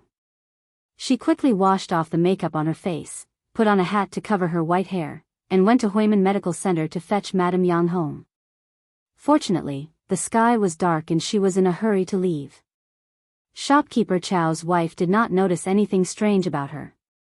After returning and waiting for Madame Yang to fall asleep, Yundong dyed her hair black. Then, she began to recall Dajiang's appearance and draw him. After painting, just as she was about to write down Dajiang's information, the situation of the second family suddenly flashed across her mind. After some thought, she wrote on the information about Dajiang. This person doesn't pay his debts. If there's news of this person, no matter how many clues there are, you will receive 10 taels of silver if they're true. After writing down the address of this small courtyard, she blew on it, put it away, and went to bed. The next morning, Yundong was woken up by a scream. She quickly got up to take a look and saw Madame Yang holding the portrait. She shouted and jumped, "Dong dong, it's Dad, Dad." "Yes, it's my father, your husband." Yundong smiled helplessly. Madame Yang had a happy smile on her face. Her fingers gently brushed past Dajiang's face on the blueprint, and her eyes were filled with nostalgia. Yundong was stunned for a moment before she suddenly reacted. She should have drawn Dajiang's image and placed it at home so that her mother and siblings could have something to think about. She walked over and hugged Madame Yang gently. "Mother, well, find father soon." "Yeah." Yundong quickly tidied herself up, changed into women's clothes, and brought Madame Yang to the city gate. As soon as they arrived, they heard a commotion, especially exclamations. "This is too similar. Look, even her hair is strand by strand. Who drew it? I want this person to draw one for me too. Don't even think about it. Didn't you hear what the person posted just now said? The other party didn't take a single cent, he's just doing a good deed to help others." Yundong pursed her lips and smiled. Seeing that there were already 3 paintings pasted on the wall, he took the blueprints and pasted them on. Everyone looked over. It was also done by the same person. Someone quickly surrounded Yundong. "Miss, did an old man help you draw this?" "That's right. That old man is a good person." "When did he help you draw it? Did you see how he drew it clearly?" "Miss, did you learn it?" The corners of Yundong's mouth twitched. She looked at the scholarly man who spoke last. His eyes were filled with desire, as if as long as she said that she could learn a little, he would immediately let her teach him. Yundong shook her head decisively. "How can I learn it?" Seeing that another person had come to paste the picture, Yundong quickly took advantage of everyone's relaxation and led Madame Yang out of the crowd. Madame Yang heaved a sigh of relief and turned around to look at the picture on the wall, looking very excited. However, when they reached home, Yundong had just opened the courtyard door when her body suddenly froze. There was someone at home. Chapter 275. Pretend no one has been here. Yundong stopped in her tracks and frowned as she pulled Madame Yang to the side. How did they come so quickly? Just as she was thinking about it, the person in the room came out. It was a man in the clothes of an officer. He was someone that Yundong knew, the leader of the officers who came over after she saved the child at the inn that day. The officer stood at the door of the central room and gave her a look, telling her to close the courtyard door first. Yundong had a good impression of him. It was said that not long after the kidnappers were taken away that day, they were asked about the whereabouts of the children who had been kidnapped during the Lantern Festival. The officers were lucky. They had planned to take Dajiang away, but they did not expect to be caught by Yundong. Later on, the government even sent money to Yundong, saying that it was sent by the children's families. Therefore, when the officer looked mysterious, she closed the courtyard door even though she was puzzled. Then, she brought Madame Yang into the central room. The officer's surname was Li. He waited for them to enter before saying, "I'm sorry for scaring you. I was just afraid of alerting the enemy, so I had no choice but to do this." Yundong was puzzled. "What do you mean?" Officer Li explained, "Miss, I'm afraid you don't know. Last year, Qingyuan Prefecture was in chaos. At that time, a bandit leader took the opportunity to enter the city and kill many people. The Xianxia Prefecture sent troops to suppress him, but that bandit leader escaped. Later on, a magical painter from the Xianxia Prefecture drew the appearance of the bandit. Only then did the bandit be brought to justice in 3 days." Magical painter? It's a pity that although the bandit has been beheaded, the little bandits under him have not all been captured. The portrait that Miss took out today should be from the same person as the one that drew the bandit leader. They were both drawn by that magical artist. After the prefecture magistrate found out about this, he guessed that some bandit might come to ask about the artist. He immediately gathered all the constables and guards to the house of the person who posted the portrait today, waiting to catch a turtle in a jar. Yundong could not help but widen her eyes. Where did the new emperor find such a smart new prefecture magistrate? He even thought of this. In fact, Yundong had also guessed that the bandits would come to ask about the artist, so she had written an anonymous letter to analyze the situation.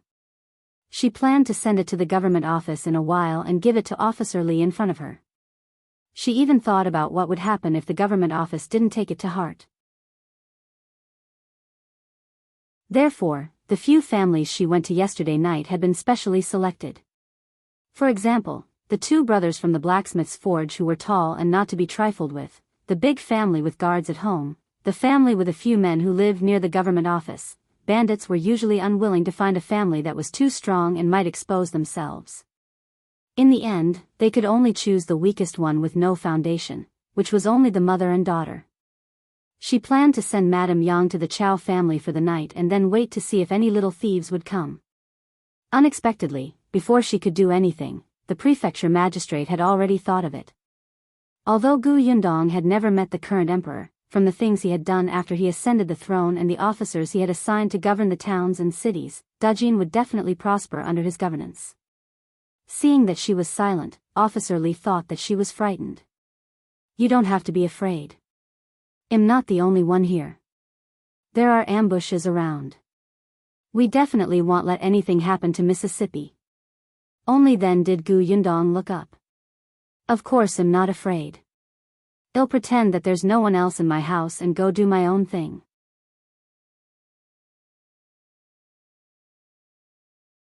Chapter 276. There's news of Dajiang. Officer Li smiled and nodded.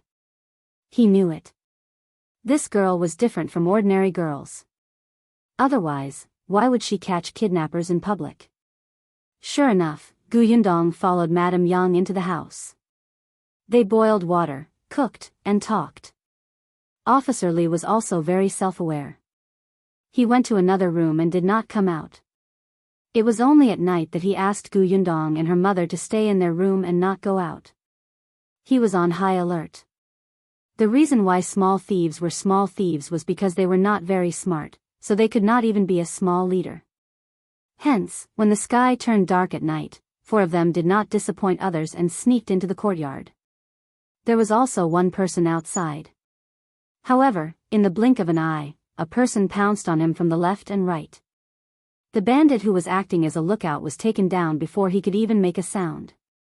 Immediately after, the officers outside the door quickly broke open the door and rushed in. The four of them were still prying open the door of the central room when they were surrounded in the blink of an eye. The door of the central room opened from the inside. Officer Lee sneered at them. "You're finally here." "What? What did he mean?" Could it be that the officers knew that they would come? Could it be that this was a trap set up by the government to lure them out? Damn it. The few thieves turned around and ran, but there were more officers than them, and they had come prepared. How could they let them leave? However, thieves were different from ordinary thieves. They were indeed ruthless. They took out their daggers and started fighting with a few officers. One of the officers had a cut on his arm, but he still took them down. One by one, they were dragged away with their hands tied and their mouths covered. As for what happened next, it would depend on the prefecture magistrate's ability. Perhaps he could pull out the carrots and bring them out of the mud to catch them all in one fell swoop. Yundong opened a corner of the window and saw the entire process clearly. Officer Lee was the last to leave. He glanced at the window. "I've disturbed Miss Gu today. Goodbye." Yundong waved her hand. When she saw that everyone had left, she lowered the window. The next day, she went to ask around. As she had expected, the other families did not encounter any thieves, although the officers were also lying in ambush at those places. After this incident, even if the bandits were not all captured, they would probably think that this was a trap set by the government and not dare to act rashly. In the next few days, Yundong would sometimes go to the notice board to take a look. Sometimes, she would go elsewhere to inquire. She had even asked Officer Lee about Dajiang's whereabouts. Unfortunately, the government office didn't find any information on Dajiang's household registration. Actually, Yundong had known for a long time. After all, when Qin Wenjing agreed to help, he had hired someone to ask the authorities. Unfortunately, there were many refugees and bandits during that period of time. How many people went missing and how many people were killed? There were countless documents missing from the government. It was very difficult to find a person in the vast sea of people. Furthermore, the name Dajiang was too common. There were several of them in the same village, so it was even more difficult to investigate. Nowadays, Qingyuan Prefecture had a lot of things to do. From the prefecture magistrate to the servants, they were all so busy that their feet didn't touch the ground. Who had the time to help you find someone who might be dead or out of Qingyuan Prefecture? The authorities could not find anything, so Yundong thought of looking for her father among the people and posting a missing person notice. Fortunately, the vivid image attracted the attention of many people. Even those who did not often go to the notice board would curiously take a look. In addition, she had attached a reward of 10 taels of silver at the back. There would always be people who wanted to earn this money. Thus, on this day, Yundong had just eaten lunch when she finally received a clue.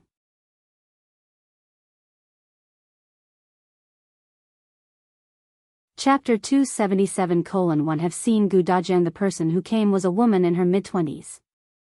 Her hair was tied into a woman's bun, and her clothes were a little tattered. She was still a little nervous when she entered. She looked around as if she was afraid that someone would suddenly jump out. Yundong asked her to sit, but she only dared to sit on half a stool. When she saw that there were only Yundong and Madame Yang in the house, the woman heaved a sigh of relief and said to her, I've seen the person in this portrait." She took off the missing person notice. Perhaps because she was too nervous and hid it in her arms, it looked wrinkled when she took it out. Seeing this, Madame Yang was immediately angry. She went forward and took the notice, placing it on the table and flattening it. The woman was shocked by her actions and stood up abruptly. What are you doing?" Yundong hurriedly said, "Sister-in-law, don't be nervous. My mother just feels a little heartache when she sees such a good portrait wrinkled." "It's fine. You just said that you've seen the person in this portrait. Where did you see him?" She tried her best to be gentle, even though she was already very anxious. When the woman heard this, she sat down again. She bit her lip and asked her softly, You said that you would give me 10 taels of silver, right? That depends on whether you're telling the truth or not." "Of course it is." The woman hurriedly promised, I swear that everything I'm saying is true. Okay, I'm listening. The woman exhaled and said, this person's name is Gu Dajiang, right? Gu Yundong's eyes lit up. Yes. I've seen him before. It was when the Qingyuan prefecture was in chaos. I saw it after the soldiers from the Xuanhe prefecture came here. At that time, the city was in chaos. Our family was poor, and our houses were in tatters. We thought that those refugees and bandits wouldn't like them, so we hid at home and waited for this chaos to pass before coming out. At the mention of the past, the woman still had lingering fear on her face. But I didn't expect them to come to my house. At that time, the soldiers quickly chased after us. Those bandits saw that they couldn't escape, so they captured me and my man. This Gu Dajiang came out at this time. He seemed to have given that officer an idea. Then, we were saved and those bandits were captured. Upon hearing Gu Dajiang's name, Madame Yang sat obediently at the side and listened. The woman continued, that officer seems to admire Gu Dajiang very much. He even asked Gu Dajiang to work by his side. However, he didn't succeed. Gu Dajiang said that he wanted to find his wife and children in Qingyuan prefecture. That officer was quite disappointed. Later on, he said that he could help him find them. When he found them, he would agree to help him. The woman was quite envious at that time. Back then, Gu Dajiang's clothes were tattered. Other than his clean face, his entire body smelled bad.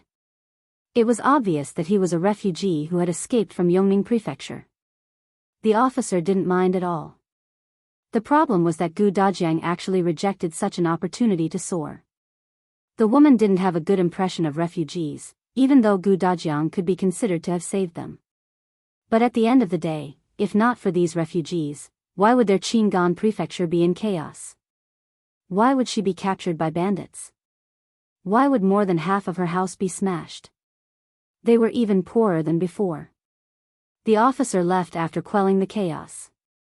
I heard that he made a great contribution and might go to the capital to become an official. We didn't see Gu Dajiang again and thought that he must have left with that officer.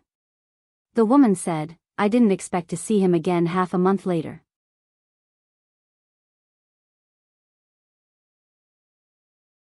Chapter 278, Are you giving me silver? Naturally, Gu Yundong could hear the dissatisfaction in her tone. But as long as the clues were accurate, dissatisfaction was dissatisfaction. She often made others dissatisfied herself. Did she care? Where did you see him? The woman replied, at the city gate. That day, my man was looking for work there. I went over to deliver some food to him and saw Gu Dajiang. At that time, although Gu Dajiang was still very thin, the clothes he was wearing were much better. She felt that the officer must have given him silver before he left. He was really lucky. My man saw him first and even greeted him, the woman suddenly said sourly. He didn't seem to know us anymore. That's true. At that time, he probably only had eyes for that officer. How could he remember small fries like us? Gu Yundong frowned. This person was no longer as cautious as before. The more she spoke, the more emotional she became. She tapped the table. And? Get to the point. My man was a fool. He even went forward to ask if he had found his family. Seeing that she was impatient, the woman was a little afraid and hurriedly said, in the end, Gu Dajiang said that his family wasn't in Qingyuan prefecture and that he had to find them elsewhere. Then, he left the city gate. He left Qingyuan prefecture. Gu Yundong had thought of this possibility. The woman nodded. He did. My husband and I saw him carrying a bag out of the city gate with our own eyes. We never saw him again. As she spoke, she leaned closer. Previously, I suspected that he was lying when he said that he wanted to find his wife and children. Tell me, how did he confirm that they weren't in Qingyuan prefecture after searching for half a month? When I saw this notice today, I finally understood. He didn't pay his debts, so he escaped. Gu Yundong thought that Gu Dajiang must have his own way to confirm it. Well, miss, I've said everything I need to say. Shouldn't you give me these 10 taels of silver? Gu Yundong said, but there aren't any useful clues. I still can't find him. Why not? At least you know that Gu Dajiang is no longer in Qingyuan Prefecture. You don't have to spend so much effort putting up notices and giving rewards. It will save you a lot of time. She had a point. Then how do I know if you're telling the truth? Of course I'm telling the truth. I've already sworn an oath. Why don't you believe me? The woman stood up anxiously. Hey, don't tell me you don't want to give the 10 taels of silver. Then aren't you lying by posting this notice? Do you know how difficult it was for me to come here? Gu Yundong actually believed 70% to 80% of what the woman said. She could say her father's name, his height, and knew that he was looking for his wife and children here. Seeing that she was silent, the woman became a little anxious. Are you going to give it to me or not? If you don't, before she could finish speaking, an explosive voice suddenly sounded from outside the door. Wang Xiaomei, are you inside? Come out. Gu Yundong was stunned. The woman's expression changed drastically and she ran out of the central room in shock. However, after running a few steps, she ran back. What should I do? What should I do? Who's outside the door? Gu Yundong narrowed her eyes. Wang Xiaomei, stop hiding. I know you're here. Come out quickly, do you hear me? The voice outside the door sounded again. If this continued, the neighbors would come out to watch the commotion. Gu Yundong walked out and opened the door.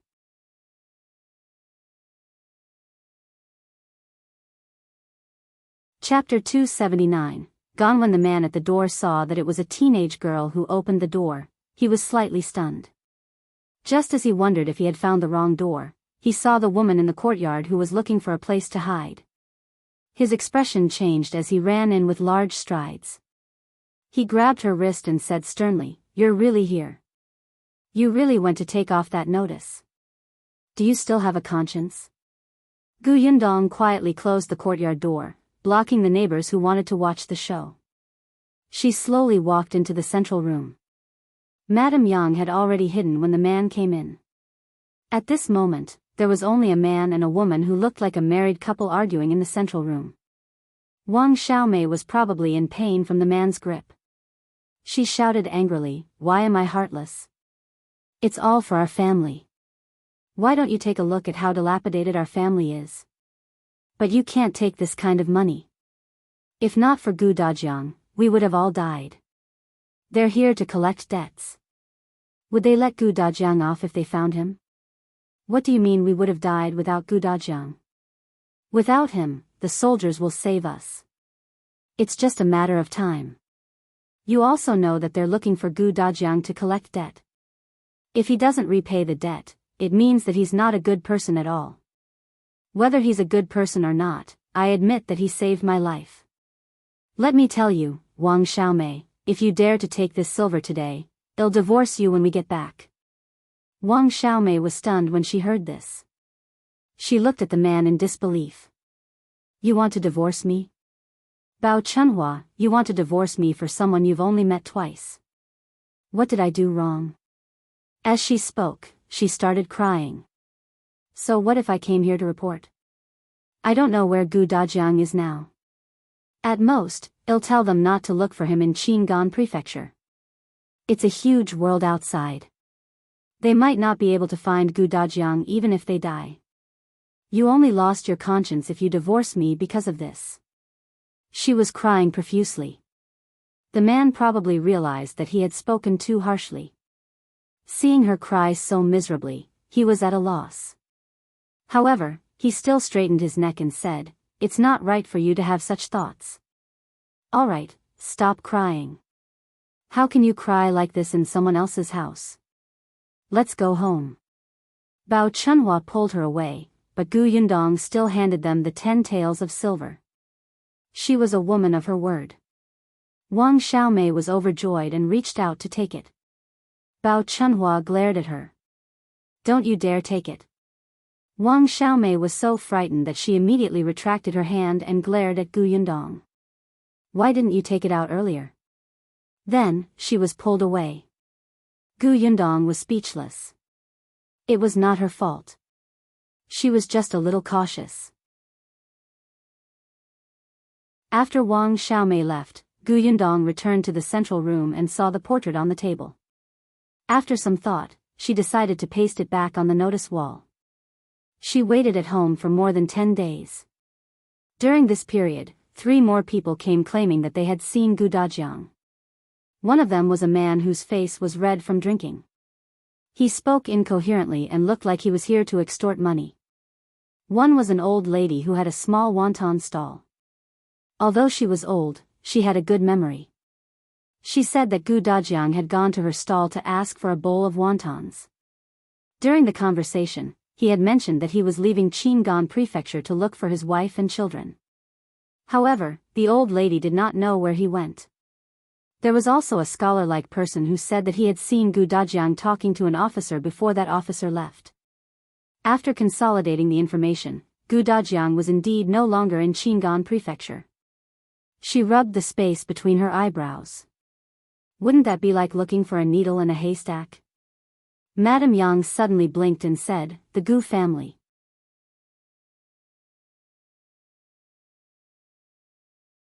Chapter 280. Returning to the Gu family. Gu Yundong was stunned and immediately stood up. That's right, the Gu family. Many of the refugees who had escaped from Yongning prefecture had returned after the disaster relief from the imperial court. When Gu Dajiang left Qingyuan prefecture, he either went to the Xianxia prefecture after receiving news of them, or he only knew that they weren't in Qingyuan prefecture. Then, the first place he would go would probably be the Gu family. It was closer to Yongning prefecture from Qingyuan prefecture. Gu Yundong thought that since she was out, she might as well take this opportunity to return to old Gus' house. It would be best if they could find Gu Dajiang. If they couldn't, they had to seek revenge. She still remembered the time when Gu Dai hit her on the head and stole her money. At the thought of this, Gu Yundong lowered her head and began to write.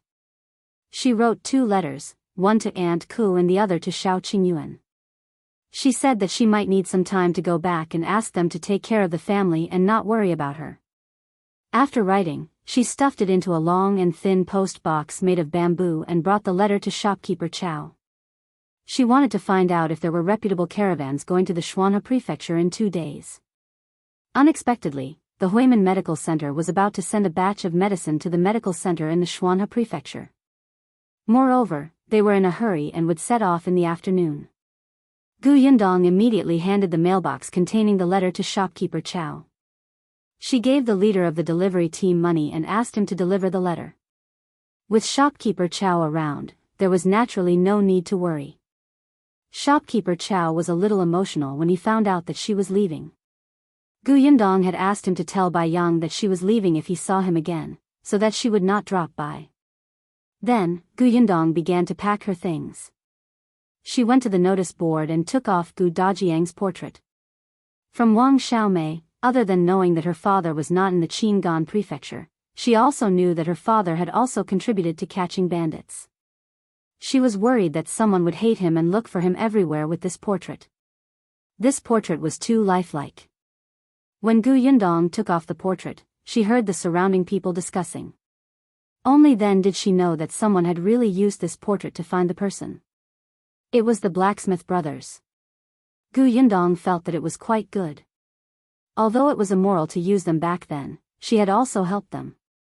She hoped that others would find what they wanted. When Gu Yundong took the portrait and left the notice wall with Madame Yang, she happened to see Bao Chunhua.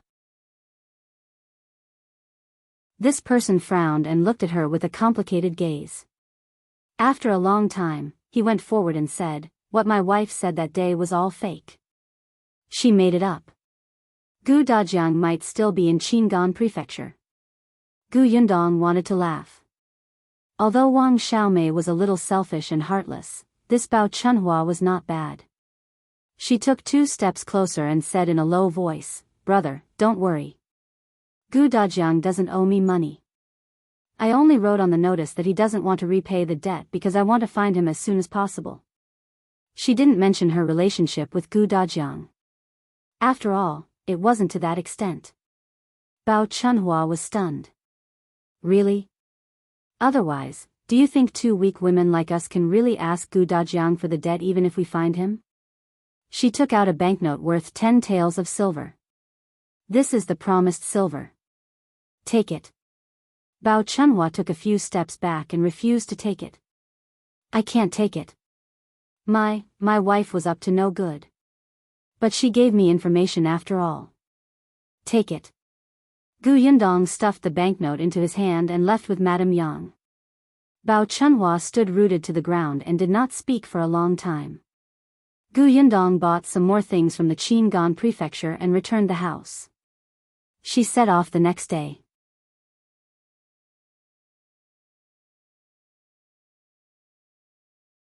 Chapter 281, Explosive Luck. This time, they did not feel as anxious as before. Instead, they walked much slower. The journey to Eternal Peace Prefecture was obviously much more desolate.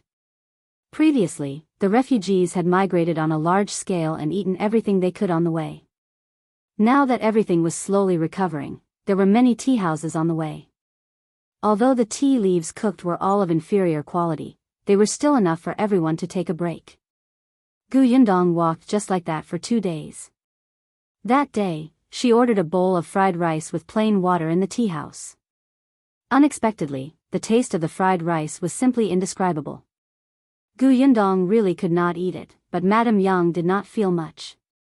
It seemed alright, but after eating more than half a bowl, she drank 2 pots of water. Hence, not long after setting off in the afternoon, she could not hold it in anymore and stammered that she wanted to get out of the carriage. Gu Yundong did not know whether to laugh or cry. She found a secluded spot and parked the carriage. Then, she brought her inside and kept watch for her so that she could answer nature's call. However, Gu Yundong had only waited for a moment when she realized that there was something familiar on the tree trunk in the distance. She had good eyesight and roughly read it. After squinting and staring for a while, she suddenly took out her own manuscript from her space. It was the medical book that Song Dajiang had copied previously. After flipping through a few pages, she indeed found a medicinal herb. Although Gu Yundong could not remember the characteristics of herbs, she was a painter and was sensitive to pictures. Coupled with the introduction in the medical book, the herb did grow in the cracks of the tree trunk. There were also purple flowers. It looked ripe. Joy flashed across Gu Yundong's face. Io, her luck was so good. She could even meet a precious medicinal herb when they came to pee. Madame Yang had already tidied up her complicated clothes and walked over. Dong dong, let's go. Mother, let's go over there to pick something. Madame Yang looked in the direction she was pointing and nodded. Gu Yundong held her hand and walked carefully, avoiding the messy grass. When they finally reached the tree, Gu Yundong's face darkened. On the other side of the tree, a man was climbing up. His hand was about to reach the herb. Gu Yundong glared at him. Wait a minute. The man was so frightened by her that he almost fell from the tree. He hurriedly hugged the tree trunk with both hands and looked down. Only then did Gu Yundong realize that the other party was only a child less than 10 years old. At this moment, the child opened her black eyes and looked at her in confusion. What's wrong? Gu Yundong coughed lightly. Well, do you know what this is? Isn't it a flower? The boy said. I think it looks good, so I'll take it back for my sister to play with. Play with? It's an herb. Gu Yundong's head hurt. This was first come, first served. She was not someone who could easily bully by a child. But, sister, do you like this flower too? I'll give it to you. I'll help you pick it. He had an innocent smile on his face and was very enthusiastic. Gu Yundong's conscience hurt a little. Just now, she was still thinking of tricking this child into giving her the flower. The child quickly plucked the flower and handed it to her in a hurry. Then, he said shyly, Sister, you're very beautiful. The flower is also beautiful. Then, he was about to leave. Gu Yundong clutched her chest. Wait, these are herbs. I'll pay for them. She was the kind of person who could not withstand sugar-coated bullets. The child was stunned for a moment before his eyes lit up. Herbs. Then I have another one. Sister, do you still want it? Another one? Wasn't this medicinal herb very precious? Why was it so common? Yes, where is it? It's over there. My basket is there. I'll take you there. He was very happy and hurriedly led the way. Yundong followed, but not long after, she suddenly stopped. A moment later, she turned her head stiffly and looked at a grave not far away.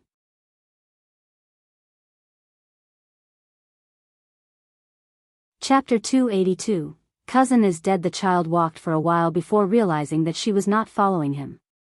He hurriedly turned his head to look. Seeing that she was staring at the grave not far away, he was a little vexed and said uneasily, Sister, are you afraid of this? Then I'll take you to another path. Don't be afraid. Well, just take a detour. It's not far. Actually, there were more than one grave here. He was just hasty and was used to this path. He didn't expect this. Looking at their good clothes, they definitely didn't walk the mountain path often. He should have asked the sister to wait for him and brought the things over himself. Yundong heaved a sigh of relief and shook her head. I'll go over and take a look. She still held Madame Yang's hand and slowly walked towards the grave she had just seen.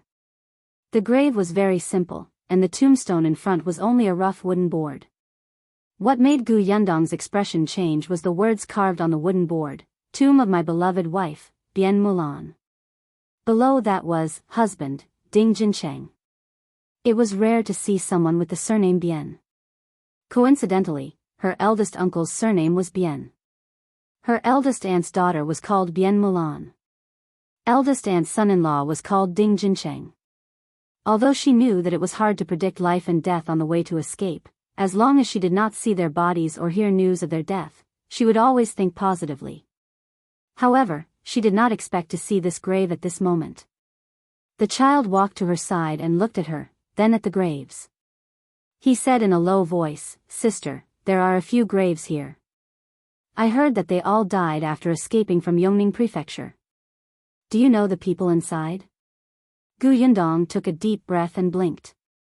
Feeling less bitter, she slowly nodded. She might be my cousin.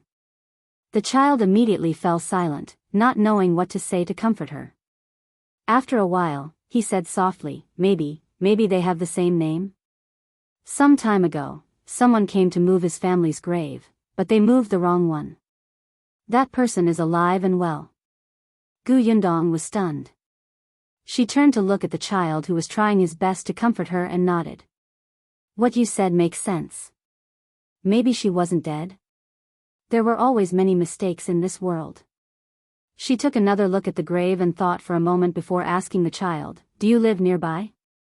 Yes, that's our village. Let's go to your village to take a look. I want to ask someone to help repair this grave. After we confirm it, we'll decide if we should move the grave. If she was really her cousin, she would naturally come over. Moving the grave was not a small matter. If it wasn't for her cousin, it wouldn't be a big deal to fix it. The child nodded and brought her to the place where he kept his basket. Because of this incident, the child was very silent along the way. His destination was not far away. He saw his things and quickly ran forward. Yundong finally understood why he did not carry the basket with him. The basket was filled with pig grass, wild vegetables, and wild fruits. It looked very heavy. This child was thin and weak. He would die of exhaustion if he carried it. The child squatted down and began to rummage through the basket on his back. After a while, he smiled and took out a purple flower. Sister, this is it. Yundong took a closer look and could not help but pat her forehead. It seemed that Dr. Song was not lying to her. This medicinal herb was indeed rare. Seeing her like this, the smile on the child's face froze. It's not an herb.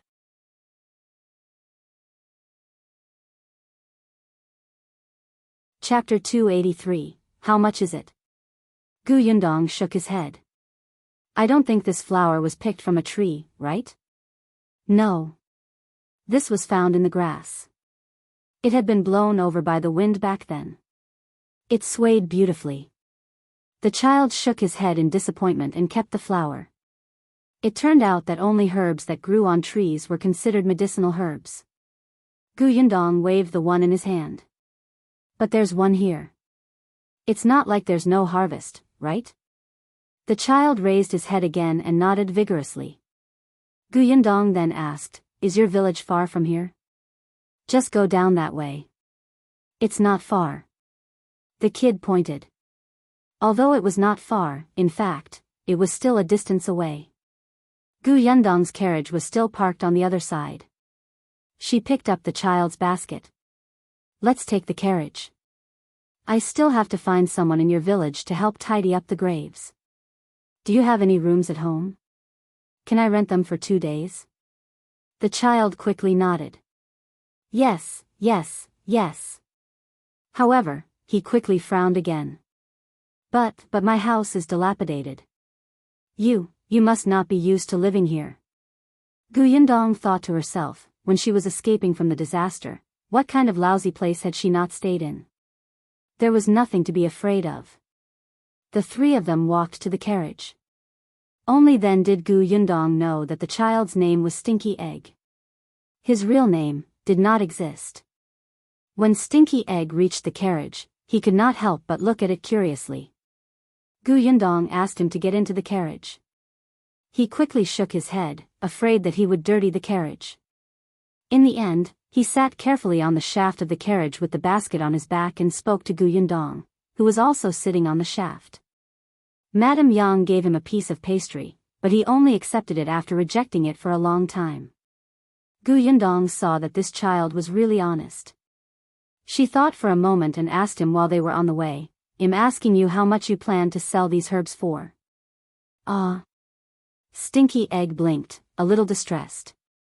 He didn't know how much it was worth, but seeing that his sister seemed to value it very much, this medicinal herb should be very precious, right? After thinking for a while, he stretched out a trembling finger hesitantly. Gu Yundong raised her eyebrows. 100 taels? Stinky Egg was shocked and hurriedly shook his head. No, it's 1 tael. Gu Yundong was speechless. Although Dr. Song, that unreliable person, did not specify the value of this herb on the medical book, based on his knowledge and experience as an imperial physician in the palace, even he said that the herb in this book was precious. It was at least 50 taels. This child wanted 1 tael? Gu Yundong felt that she would probably be struck by lightning. Stinky Egg explained in a low voice, Our family owes someone 2 taels of silver. I don't know how much this costs either. Can I sell it for 1 tael? Sister, if you think it's too expensive, you can give me however much you want. Gu Yundong shook her head. I don't think it's expensive. I just think it's too cheap. Giving you 1 tael seems like I'm bullying you. Stinky Egg blinked. 1 tael was still cheap. In his heart, 1 tael of silver was already a lot of money. His family had owed 2 taels of silver for a year and had yet to repay it. However, he was still very happy to hear Gu Yundong say that. Hence, he pursed his lips and suppressed his smile. He said, then, 2 taels it is. He still couldn't control his expression, and the corners of his mouth curled up. Yes, with 2 taels of silver, the family would be much more relaxed. Gu Yundong looked at the sky speechlessly. It's still too cheap. Stinky Egg was shocked and could not help but swallow hard. How much silver is that?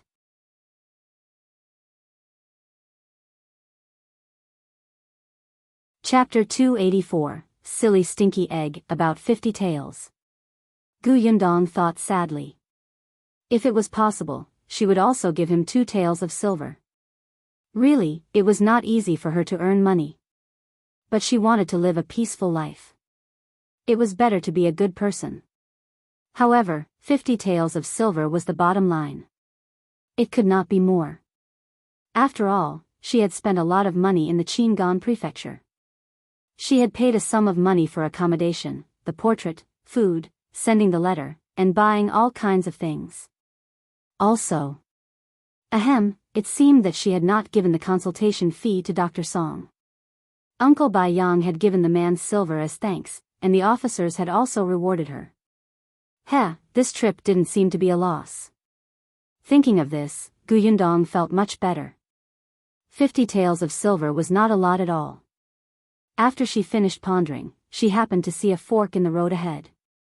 She quickly turned around and asked Stinky Egg, where. She stopped mid-sentence. She watched helplessly as Stinky Egg's eyes widened like a wooden man's, and the basket in her hand fell without warning. Yundong hurriedly shouted, grabbed the basket on her back, and placed it inside. Stinky Egg trembled violently and finally came back to his senses. He pointed to the road on the left. Then, he dug his ears hard. Sister Gu, I think I was struck by lightning just now. I was unconscious and heard something strange.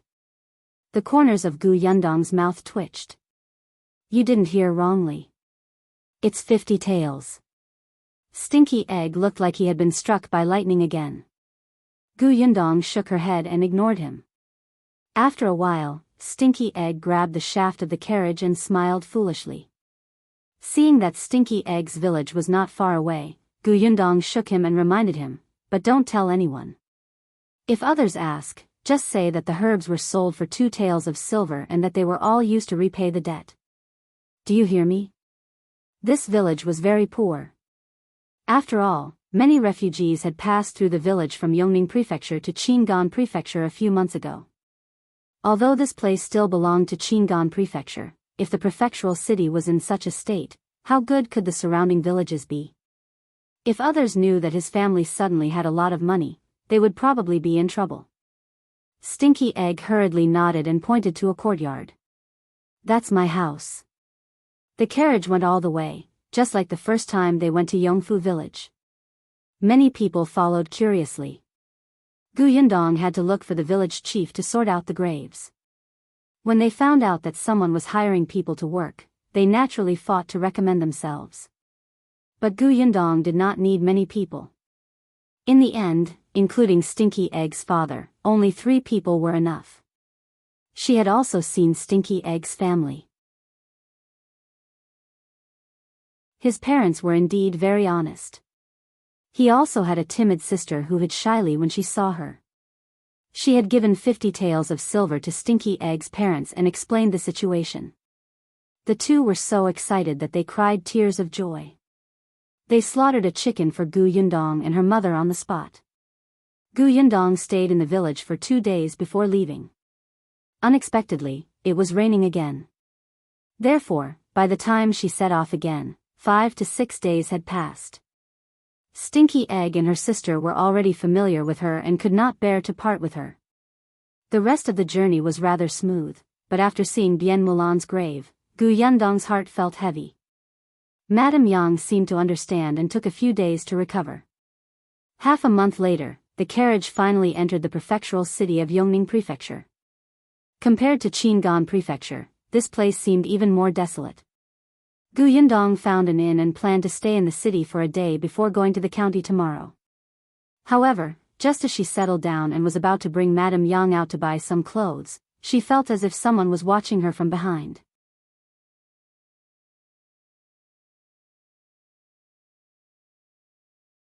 Chapter 285, So You're That Quack. Yundong frowned. When she reached the entrance of the alley, she finally stopped and turned to look at the person behind them. When that person saw her turn around, not only did he not leave, but he also approached her with a happy expression. Yundong tried her best to recall for a long time. She was sure that she had never seen this thin middle-aged man. The man walked up to them in a few steps and looked at Madame Yang. Sister-in-law, we meet again. Do you still remember me? However, Madame Yang's body suddenly tensed up. She subconsciously touched her head and leaned against Yundong tightly. Her other hand almost hurt her palm. Yundong frowned and stood in front of Madame Yang, blocking her view. May I ask who you are? Do you know my mother? Your mother? The man immediately smiled. So you're this sister-in-law's daughter. Where's your father? Why don't I see him? You know my parents? Yundong was surprised. The man nodded and said with a smile, of course I know her. Previously, when your mother came to the prefectural city to treat her illness, I was the one who performed acupuncture on her. However, after what happened in Yongning Prefecture, I didn't see your parents again. I was worried about your mother's condition and was afraid that she would delay the treatment. Now that she looks good, it seems that the acupuncture last time was very effective. Coincidentally, our family's medical center is over there. Miss, bring your mother over. I'll take a look at her again. Yundong's pupils constricted and her face was instantly filled with anger. She still clearly remembered what doctor he had said after seeing her mother. If it weren't for the fact that she had met a quack doctor who didn't have the ability and still performed acupuncture, her mother's illness wouldn't have become even more serious. If she had not met Dajiang this time, who knew what would have happened to her mother? Great, so this was the quack doctor. She hadn't even come looking for him, but this person had already bumped into her. Doctor, you did not notice Yundong's expression. He was secretly glad. He really did not expect to meet this fool from the Gu family here. Looking at her clothes, she was much richer than in the past. She must be rich now. Her man was not by her side, and there was only a little girl in her teens in front of her. His medical hall had not been doing much business recently. Some time ago, there was a new medical hall in the city. The shopkeeper and waiter there were like slaves. No matter what patient it was, they would welcome them warmly with a smile. It was simply demeaning to their reputation as doctors. However, those patients just had to fall for this trick. All of them went to this new medical hall to treat their illnesses. Later on, they even went around saying that the doctors in the medical center were skilled and made the old medical center cold. Now that he had finally met this fool, he could finally open for business. Doctor Yu had a deep impression of Dajiang and his wife. After all, although the two of them were dressed in tattered clothes, they were quite good-looking. Especially since Dajiang was extremely good to his silly wife. He coaxed her like she was a child. If it was Dr. Yu himself, his wife would definitely be locked up at home first to avoid embarrassing herself. At that time, he would have an excuse to take in a concubine. How good would that be? Dr. Yu despised Dajiang, but on the surface, he still said to Yundong very kindly, Miss, don't worry. I'm just taking a simple look. After all, I treated your mother in the past. If she recovers, I won't charge you. If she doesn't recover, we can't waste time. We have to perform acupuncture again as soon as possible. Yundong was so angry that she laughed. She raised her leg and kicked him.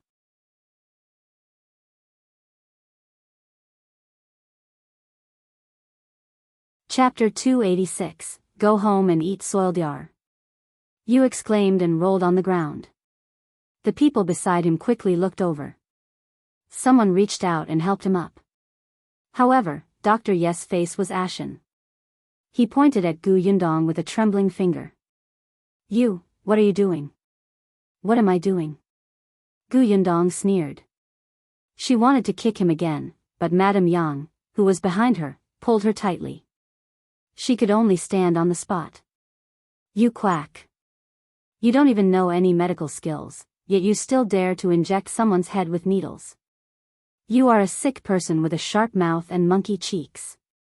Your patients are simply unlucky to meet you. Gods are everywhere. How many people have you killed? Aren't you afraid that those people will come to settle scores with you in the middle of the night? Dr. Ye's expression changed slightly. The people beside him also looked at him in surprise. Someone recognized him and could not help but frown. Dr. Yu panicked and said angrily, Where did this wild girl come from? What nonsense are you talking about?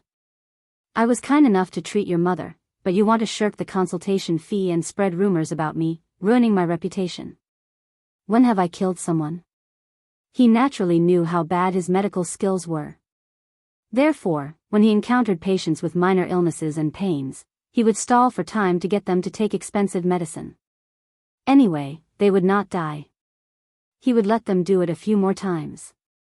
He would shake his head if he could not treat a serious illness. He would the patients prepare for their funeral.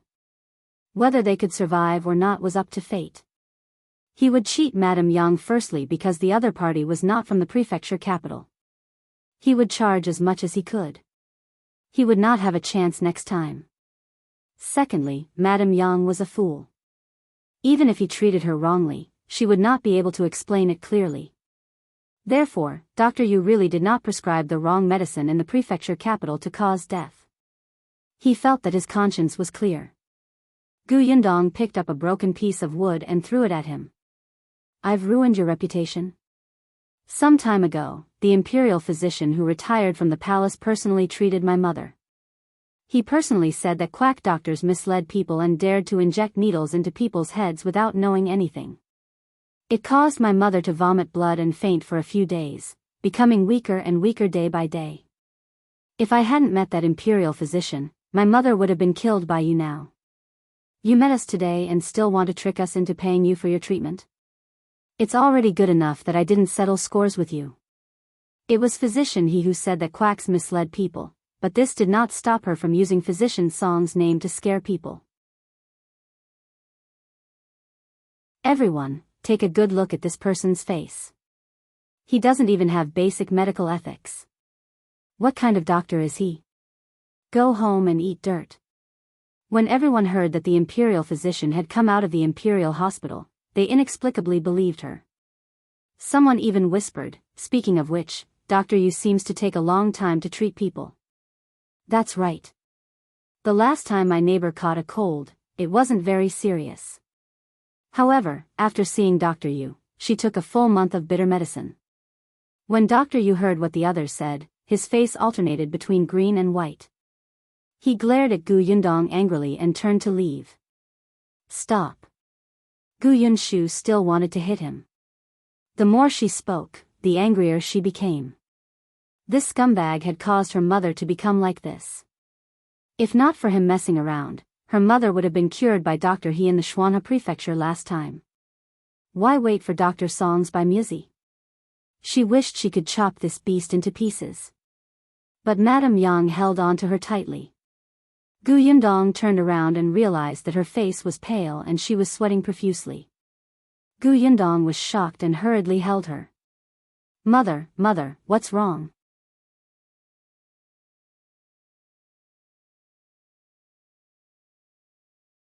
Chapter 287, Don't let her scream, don't let her cry. Yundong was extremely vexed. She had been so focused on beating up Dr. Yu that she had neglected her mother. She quickly helped Madame Yang sit down. An aunt kindly gave her a glass of water. Yundong took it and thanked her before feeding it to Madame Yang. Then, she wiped her sweat with a handkerchief. Mother, how are you? However, Madame Yang suddenly hugged her. Dong, I'm not going. I'm not going. He's doing acupuncture. It hurts. It hurts so much. Yundong was stunned. She quickly patted her back. All right. I'm not going. I'll stay here with mother, okay? Madame Yang nodded and slowly exhaled. After a while, she smiled again. She held Yundong's hand and said, Go back and rest. Yeah. The two of them returned to the inn. Along the way, Yundong chatted and laughed with Madame Yang. She did not mention Dr. Yu at all. However, the anger in her heart kept rising. When she reached the entrance of the inn, she saw a few beggars squatting not far away. Her eyes narrowed slightly. If Madame Yang didn't let her go, could she not find someone else? After entering the room, Yundong wanted to coax Madame Yang to rest. Unexpectedly, she took the initiative to hold Yundong's hand and said very seriously, Dong, I'm not going. He poked my head. It hurts. He didn't even let me scream or cry. She became aggrieved. Yundong's heart ached when she heard that. Quack doctors harmed people, quack doctors harmed people. It was simply intolerable for such a person to live so comfortably.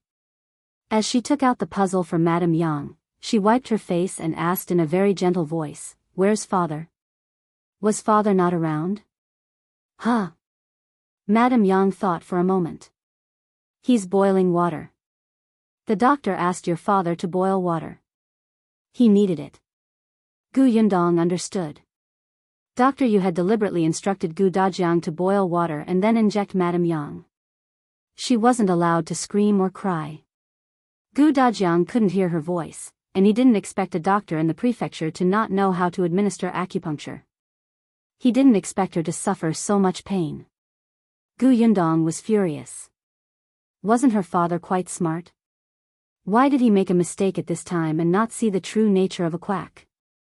"Your father was so worried about me," Madame Yang said. "I laughed with him after he boiled the water." Gu Yundong took a deep breath and said with a smile, "Yes, mother is so obedient. But if it hurts in the future, you must scream. Otherwise, we won't know that the person is a bad person." "Ah. All right." Madame Yang nodded and took the puzzle. She hadn't seen Ashu and Kiki today. If she pieced the puzzle together quickly, she would be able to see them. Gu Yundong was slightly relieved to see that she seemed to be fine again. She called her softly, "Mother." "Huh?" Madame Yang didn't even look up. "Aren't you afraid of needles?" At least, she was calm after Song Dajiang injected her twice. Other than being a little nervous, she was not afraid. Madame Yang looked up in confusion. "Why should I be afraid? Dr. Song was fine. Dong Dong was there, so I was not afraid. That bad person was fierce to me and glared at me, not letting me scream." Gu Yundong did not ask further. Madame Yang was not afraid of needles, but humans. Dr. Song spoke softly. He would chat with Madame Yang first and let her speak if she was uncomfortable. He did not feel any pain when he performed acupuncture her. Moreover, she had always been by her side. Of course, this was the best. It was just that she was afraid of the bad doctor, so she just asked that person not to appear in front of Madame Yang. She looked at Madame Yang's excited face and got up. "Mother, I'll get the waiter to serve the food. It'll be ready soon." Gu Yundong went downstairs, but left the inn and walked towards where the beggars were.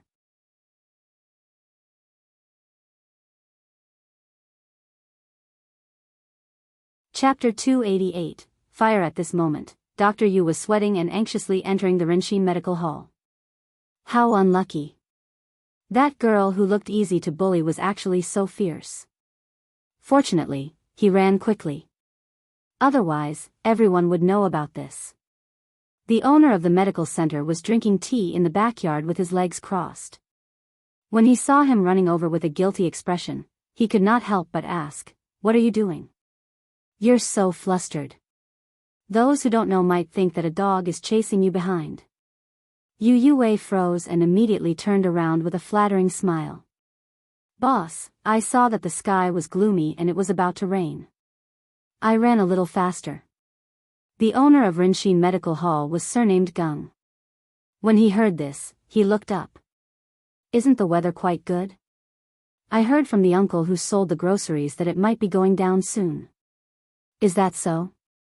Boss Gung's face was filled with disbelief, but he quickly put this matter aside and asked irritably, "How's business today?" "It's just a few minor illnesses." Speaking of this, Yu Yue had a bitter expression on his face. Even so, they're still finding all kinds of excuses to ask for arrears in treatment fees. "No." Boss Gung snorted. "It's all because of that new lousy medical center that snatched the patients.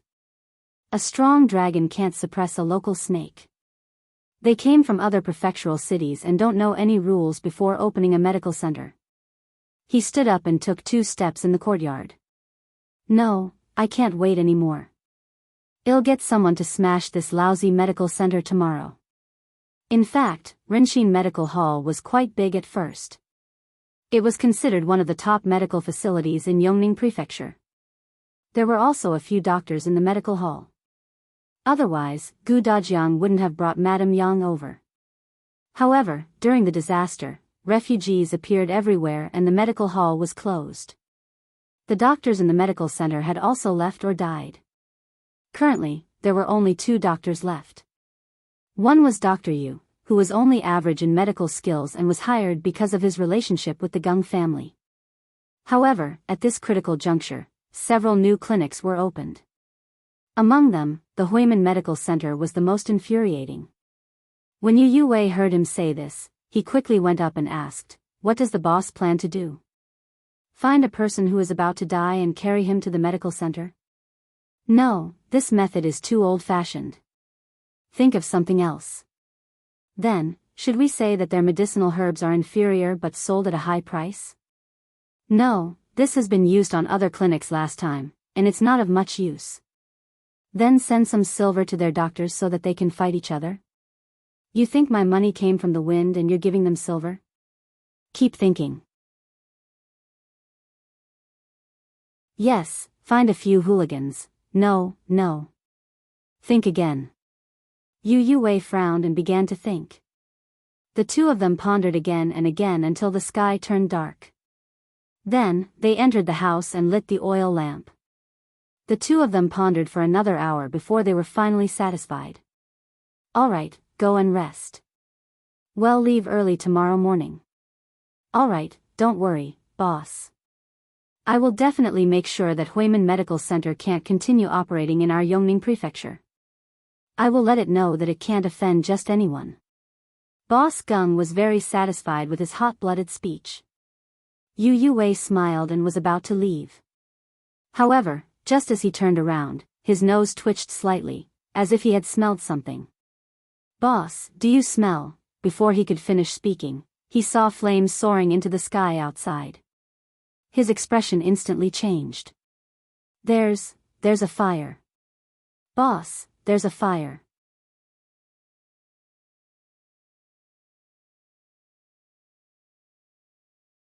Chapter 289. Gu Yundong set the fire. Boss Gung also stood up and rushed out of the room. Yu Wei couldn't care less. He ran towards the courtyard door at the back anxiously. When he reached the back door, he realized that it could not be opened at all. He quickly turned around to look for an axe. He did not expect it to be snatched away by Boss Gung, who had also run over. He was stunned. "Boss, you what? Why are you running? Can't you smell that the medicine in our clinic is burnt? Hurry up and save the medicine." As he spoke, he kicked Yu Wei into the storeroom. The fire came from the hall, and the medicine in the cabinet in the hall might not be able to be rescued. However, there was even more medicine in the storeroom. That was his assets. Without those assets, how could he open a clinic? He could just wait to go bankrupt.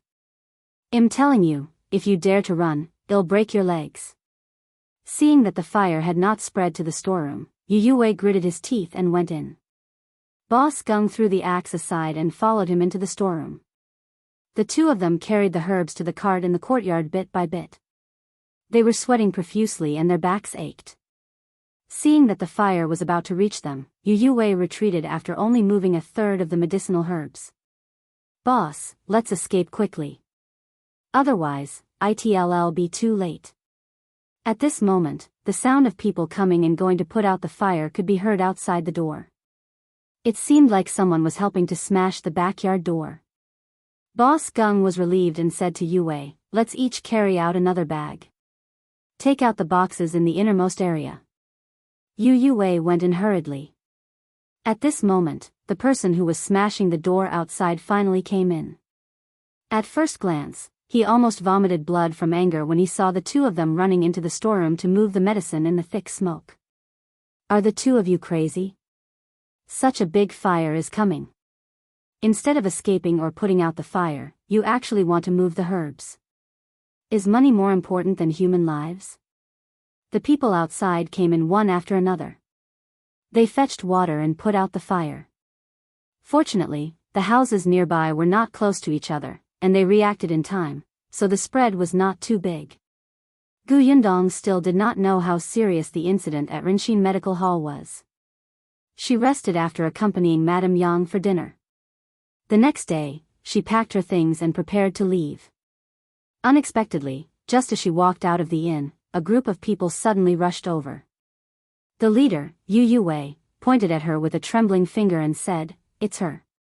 She was the one who got someone to burn down our medical center." "It's her." Gu Yundong was surprised.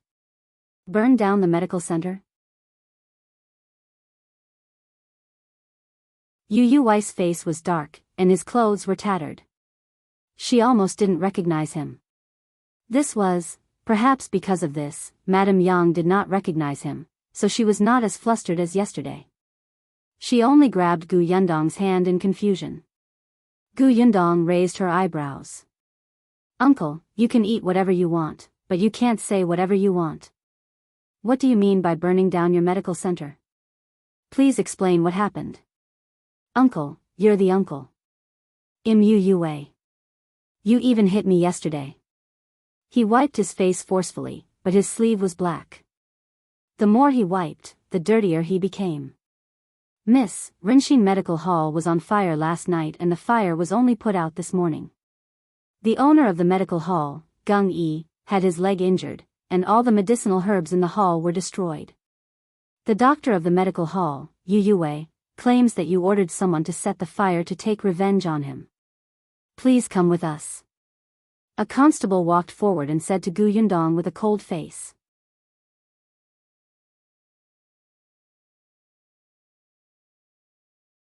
Chapter 290, Kneeling Wrong. Gu Yundong understood.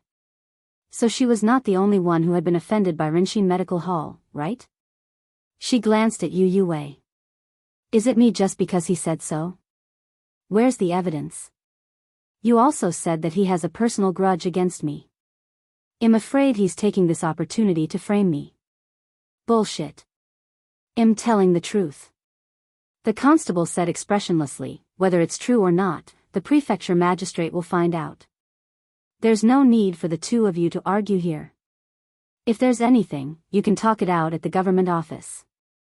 Gu Yundong had seen quite a few constables, but this was the first time she had seen someone so impartial. It seemed like there was no need to set off today. She would just make a trip to the government office. She held Madame Yang's hand and comforted her softly. Only then did the constable look back at her. As soon as they left, the crowd who had joined in the fun also followed behind, wanting to see what was going on. Gu Yundong realized that she was really fated with the government office. Whenever she went to a prefectural city, she would have to deal with the government office there. Although she had never seen the prefecture magistrate of Xuanhe Prefecture, he took care of her on account of Nyakang. She had never seen the prefecture magistrate of Qingyuan Prefecture either, but it could be seen that he was a very smart person to set up an ambush to capture a small thief. Now that she was finally going to meet the prefecture magistrate, she suddenly felt a little excited. However, this excitement disappeared when she was about to kneel.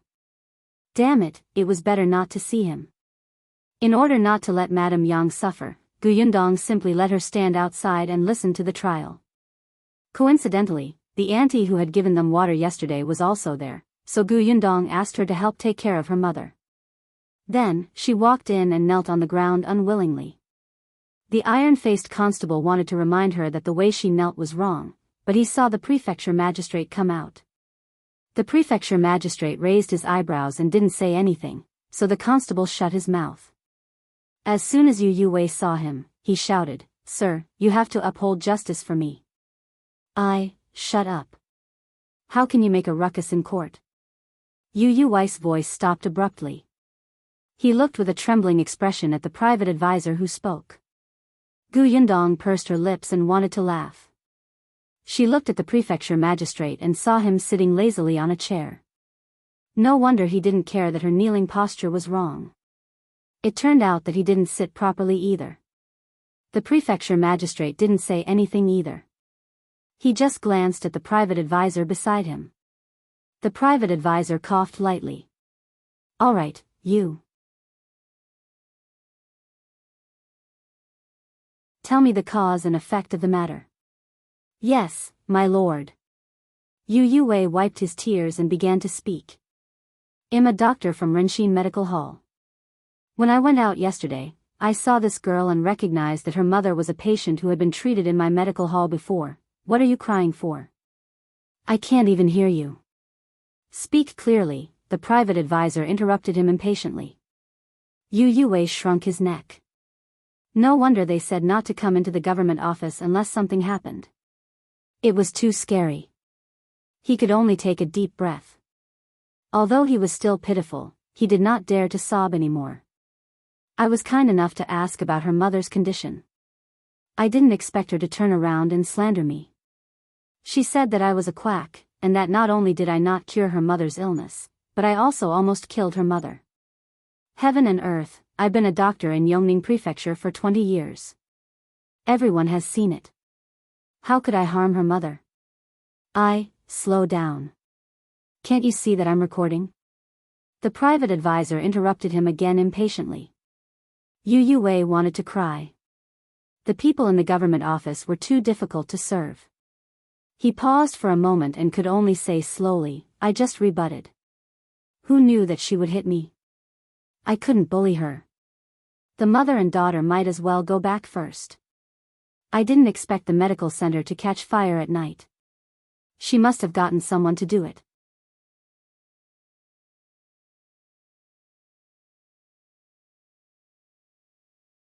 Chapter 291. Pressing closer, the private advisor finished recording the statement and turned to ask Gu Yundong, what do you say? Gu Yundong shrugged and said, I've never left the house. Even if you've never left the house, you can ask someone else to do it. Yu Yue glared at her angrily. Who? The beggars in the city. The waiter of Fulongin saw you go out after you returned with his own eyes and look for the beggars outside. He also saw you give them silver. If you didn't order them to set fire, what else could it be? Yu Yue snorted. The assistant took a note and said, bring the waiter of Fulong into the hall. The waiter came over quickly and replied as if he was Yu Yue, I was far away at that time and didn't see if she was giving money, but when those beggars passed by me, I saw them happily biting the silver. Yu Yue looked at Gu Yundong. What else do you have to say? Oh, where are the beggars? The private advisor also asked. He turned to look at the cold-faced constable. The latter shook his head, indicating that he had not found the beggars. Yu Yue said angrily, they must have been silenced by you. Where's the evidence? Gu Yundong asked again. The prefecture magistrate, who was slumped lazily in his seat, finally looked at her. Huh. The young lady was so young. Not only was she calm, but she was also pressing on step by step. He could not help but be interested. Yu Yue, who was in the hall, was speechless. Gu Yundong, on the other hand, spoke with a smile. Since you have no evidence, shouldn't it be my turn to say a few words? Yu Yue was about to object when the private advisor nodded. Speak. I have to explain Dr. Yes' words. Firstly, about Yu Yue being a quack, I didn't say this. It was determined by the former Imperial Hospital's imperial physician, Song Dajiang. I was lucky enough to meet Dr. Song. He saw that I was seeking treatment for my mother out of filial piety and took action to treat my mother. In the end, he told me a very bad result. Because Yu Yue randomly treated my mother, the blood clot in my mother's brain spread and her life was in danger. It was Dr. Song who saved my mother. I was grateful to him and naturally hated Yu Yue. Everyone was in an uproar when they heard that. The imperial physician said that? It couldn't be wrong. Even the prefecture magistrate looked up and nodded slightly. Imperial physician Song is indeed brilliant. These words were more effective than anything else. Yu Yue immediately panicked. I didn't. Secondly, Gu Yundong interrupted him, you said that I hit you and your clinic caught fire. Later on, you said that I asked someone to set it on fire. But you have no witnesses and no physical evidence. How do I know that you didn't take the opportunity to frame me because you hated me for hitting you? In your eyes, I'm probably just a person with no background in my teens who can be bullied at will. Do you think that as long as I enter the government office, I'll be so afraid that I won't be able to speak and you can throw me into jail as you please? You can also vent your anger. How dare you? What do you think the government office is? The private advisor was talking to Yu Yue. Yu Yue was scared out of his wits. Damn it, who was the one who was so scared that he couldn't speak? Gu Yundong smiled. Thirdly. There's a third. However, the onlookers were excited. Listen, listen, listen. I like to listen to this girl. That's right. She's much clearer and more reasonable than that Quack. Gu Yundong was satisfied. Very good. Everyone had already decided that he was a Quack.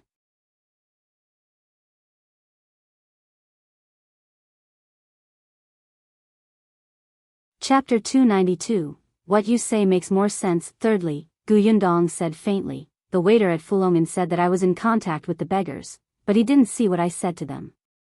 How can he conclude that I bribed them to do something bad? Gu Yundong had indeed bribed them, but she did not want them to set a fire. This would easily implicate others. She had no grudges with anyone else, so there was no reason for her to harm them. Therefore, she only asked those beggars to drag Yu Yue out and break one of his hands. She wanted to see how he could treat people and kill them without a hand. Moreover, she asked them to attack today. After all, she had already left when she thought of her. Who knew that there was someone who hated Yu Yue more than her? They even burned down the entire medical center. Everyone knows that my mother is sick. Imperial physician Song said that he still needs a medicine to completely heal my mother. It's just that the medicine is not easy to find. He needs time. My heart aches for my mother, so I naturally pray for that medicine to be found as soon as possible every day. Therefore, when I saw that there were beggars in the city, I suddenly thought that if I did more good deeds, I could accumulate some good karma for my mother and let her recover as soon as possible. It's just my filial piety. I didn't expect him to say that I set fire to kill people. The onlookers sighed when they heard that. That's right. This girl is so filial. It's not easy. That's right. If she wants to treat her mother, why would she set a fire to reduce her fortune? This Quack is always thinking about how to harm people. He doesn't even let a little girl off. Isn't that so? Just because she hit him a few times in anger, tell me, how much strength can a young lady use to hit him? He actually wants to send her to jail. He's not human, he's a beast. Yu Yue was furious. This brat was very strong. She had kicked him to the ground easily. He looked at the other people in the court. The advisor was putting down his pen and rubbing his sore wrist. Yu Yue felt that this guy was being biased. Why didn't he stop this brat from saying so much? If the private advisor had known, he would have scolded him. How could his messy and unpleasant words compare to the organized and exciting speech? Gu Yundong was very calm. She did not even glance at Yue. She said to the private advisor, I'm done. The private advisor nodded. Yes, what you said makes a lot more sense than him. Yu Yue was shocked. Sir, she's just quibbling. No noise in court. After saying that, the private advisor presented his record to the prefecture magistrate. The prefecture magistrate didn't say anything after reading it. He just nodded to show that he understood. The private advisor returned to his seat and said, since both sides are only making claims and there's no evidence, we can't confirm the case. We'll investigate this matter after we find the beggars at the entrance of the inn. Gu Yundong frowned. She still had to go to the Gu village. At this moment, there was a commotion at the door. The cold-faced constable went out to take a look and returned quickly. Sir, there's someone outside who wants to complain. Don't they know there's a case going on here? The constable said, the visitors claim that they're here for this case. This time, everyone was stunned. Yu Yue's face flashed with ecstasy. It must be those beggars who came to testify. Gu Yundong glanced at him. Look at how happy he was. Soon, two people came in.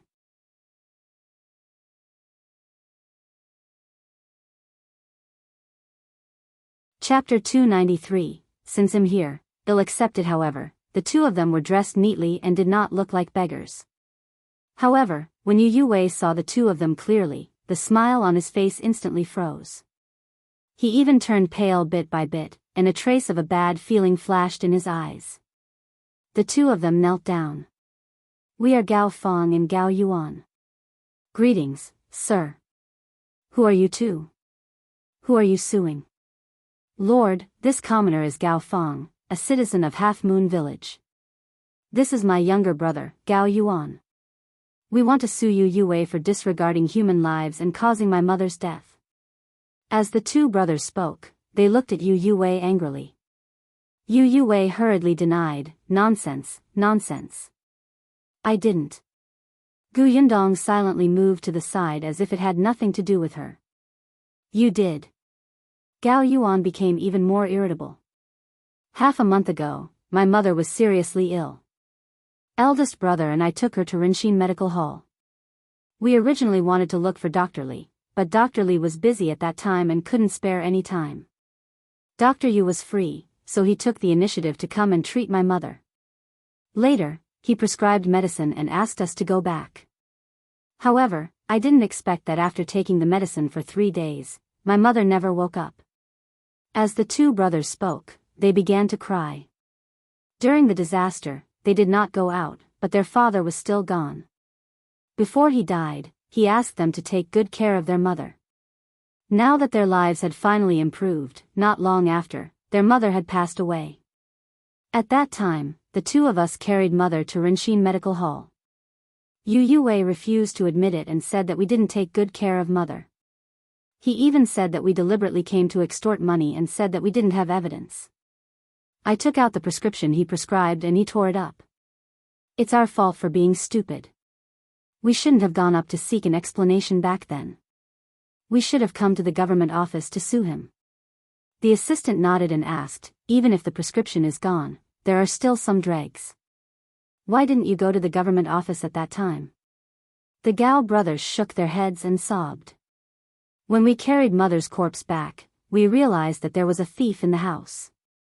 Nothing was lost except the medicine dregs. It was Boss Gung of Rinxin Medical Hall who secretly got someone to do it, but we don't have evidence. The village chief said that we can't sue them at all. The private advisor said, but you don't have any evidence now. Why are you complaining? When we heard that Yu Wei had come to harm others, we thought that even if we didn't have evidence, we had to stand up and let everyone know his true colors so that others wouldn't be harmed. When Yundong heard that she was mentioned, she quickly straightened her body and said to them, Gentlemen. Anyway, she could not do it. Yu Wei was so angry that his hands trembled. He did not have any evidence on Yundong's side, but what about these two people? They did not have any either. He could only snort coldly. You're all talking nonsense. You can really turn black into white with your mouths. I think you're the helpers this girl found, right? Yundong blinked. Honestly, I really don't know them. Then they've taken a fancy to you. Why don't you take a look at your foxy appearance? Yundong's face darkened. F***ck, this shameless woman. Did she really think that she would not dare to hit him in court? She was secretly rolling up her sleeves when she heard the cold-faced constable say, We've found those beggars. As he spoke, he glanced at Yu Wei with a strange expression. Yu Wei was very happy. He had finally found the beggars. Now, he would see how this brat died. However, Yundong was very calm. What was this saying? Since she was here, she would take things as they came.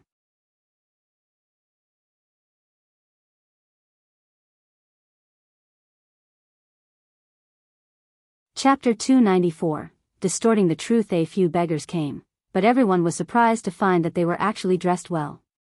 The assistant was also surprised. To be cautious, he called the waiter over. Come and identify them. Are they the beggars you've seen? The waiter didn't even need to look carefully to recognize them at a glance. He nodded to show that he was right. It was not the first day that these beggars stayed not far from the inn. They came almost every day and could not be chased away. The private advisor let him go down and asked the beggars, "Do you know this person?" He pointed at Gu Yundong. The beggars nodded. Yes, yes. One of them said, "This girl went to Fulongin yesterday. Later on, she saw that we were very hungry and had no food to eat, so she was kind enough to give us some silver fragments and asked us to buy some delicious food and clothes to block the cold. This girl is really a good person." That's right, that's right. She's a good person. We wanted to repay her, but she said no. She only said that she did it to accumulate good fortune for her mother. The clothes we're wearing are new. We had something hot this morning. Gu Yundong listened quietly and felt that it was very strange. She had never taught them to say such things, but their responses matched her previous statement. The more Yu Wei listened, the more he felt like his brain was going to explode. But what made him break down completely was yet to come. One of the beggars suddenly stammered and said hesitantly, "Actually, we saw how the fire started last night." Everyone was shocked. Even Yu Wei looked at that person in surprise. The others nodded. "We heard someone say that he wanted to burn the Rinxin Medical Hall down." "Who said that?" a crowd outside asked anxiously. "It's Dr. Yu." The few beggars pointed at Yu Wei in unison. Yu Wei was stunned. He looked at the people in front of him in shock. The prefecture magistrate finally straightened up slightly. "Tell me everything from the beginning." "Yes, sir. Yesterday, we saw Dr. Yu talking to a man wearing a big hat that covered half of his face. He said that since Rinxin Medical Hall was already in decline, it was better to burn it down. He could use this fire to do something. He even gave that person a key to the medical hall. We didn't take it seriously at that time and left. In the end, Rinxin Medical Hall really caught fire. At that time, we were the ones who got others to quickly put out the fire. Actually, they were the ones who wanted to help Gu Yundong break Yu Wei's hand. They had gone to check beforehand, but they did not expect to encounter a fire." Someone outside the court said, "Yes, I can testify that a few beggars shouted and started a fire. I live next door, and they even helped put out the fire." These young men worked hard. After the fire was extinguished, they said that they were hungry before leaving. Yu Wei jumped up as if he had been struck by lightning. "You're lying. You're lying. What are you doing?" The cold-faced constable stepped forward and kicked his leg, causing him to kneel down. Then, he cupped his fists and said, "Sir, the medical center did start burning from the inside." At this moment, Boss Gung, who had already been bandaged and carried over to listen to the case, pointed at Yu Wei with a furious expression. "It's actually you. I was wondering why you were so flustered when you ran back yesterday. You ran out as soon as the fire burned. Our Gung family has treated you well, but you actually did such a thing." Yu Wei hurriedly shook his head. "I didn't." However, the prefecture magistrate suddenly slapped the wooden stick. "Don't quibble. Now that there are witnesses and evidence, you were the one who set the fire in Rinxin Medical Hall. Men, take him to jail. As for the matter of him causing Mother Gao's death, it has yet to be confirmed. If it's true, well, sentence him accordingly." Everyone, dismissed. With that, he left. The private advisor and constable disappeared. The corners of Gu Yundong's mouth twitched. Wasn't it so careless? Wasn't there still a witness who had set the fire? She walked out in a daze and held Madame Yang's hand as they left the government office. Then, she saw her carriage parked not far away. She was stunned for a moment. The curtain of the carriage was lifted, revealing a face that she could not believe.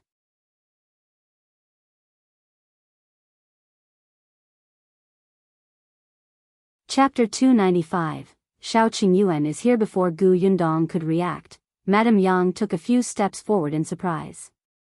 "Qingyuan, why are you here?" Shao Qingyuan got out of the carriage. He looked a little haggard and travel-worn. His dark circles were very thick. Gu Yundong almost thought that she had seen wrongly. She blinked hard. After a long time, she asked, "When did you come?" "I entered the city early this morning," Shao Qingyuan said. Although he looked tired, the light in his eyes seemed to burn. "Get into the carriage first." "Aren't we going to the Gu family's village?" "We can still rush to the county city if we leave now." Gu Yundong got into the carriage in a daze while Shao Qingyuan drove him away. After walking for a while, Gu Yundong suddenly stuck her head out and said, "Let's not go to the Gu village first." "Well, go tomorrow." "Let's go back to the inn." Shao Qingyuan immediately turned the carriage around and drove towards Fulong Inn. Gu Yundong patted her head and asked, "Why did you come to Yongning Prefecture?" "After I received your letter, I heard that Yongning Prefecture wasn't peaceful, so I rushed over." "Don't worry, everything has been arranged at home. Nothing will go wrong." Gu Yundong did not know whether to laugh or cry. Looking at his thin back, her mood improved. "What about your horse?" "It's in the caravan." Gu Yundong nodded. "When did you arrive? Have you eaten breakfast? How many days have you not slept? Were those people arranged by you just now? How did you know I was here?" Shao Qingyuan was still in a daze. She seemed to be very concerned about him. Or was he thinking too much? Previously, he was clearly determined, but now, he was actually a little nervous. "Why aren't you saying anything?" Shao Qingyuan suddenly came back to his senses. His grip on the reins tightened slightly, and his voice subconsciously deepened. "I entered as soon as the city gate opened this morning. When I passed by the Rinxin Medical Hall, the fire over there was put out. I originally planned to leave directly, but I heard someone in the crowd call out the words Gu Dajiang's daughter, so I listened. Hence, I heard that Yu Wei planned to pin the blame on Gu Yundong. Coincidentally, he saw that the beggars were planning to leave secretly. His first reaction was that these people had done it. He raised his hand and arrested them. Shao Qingyuan had the means to interrogate them.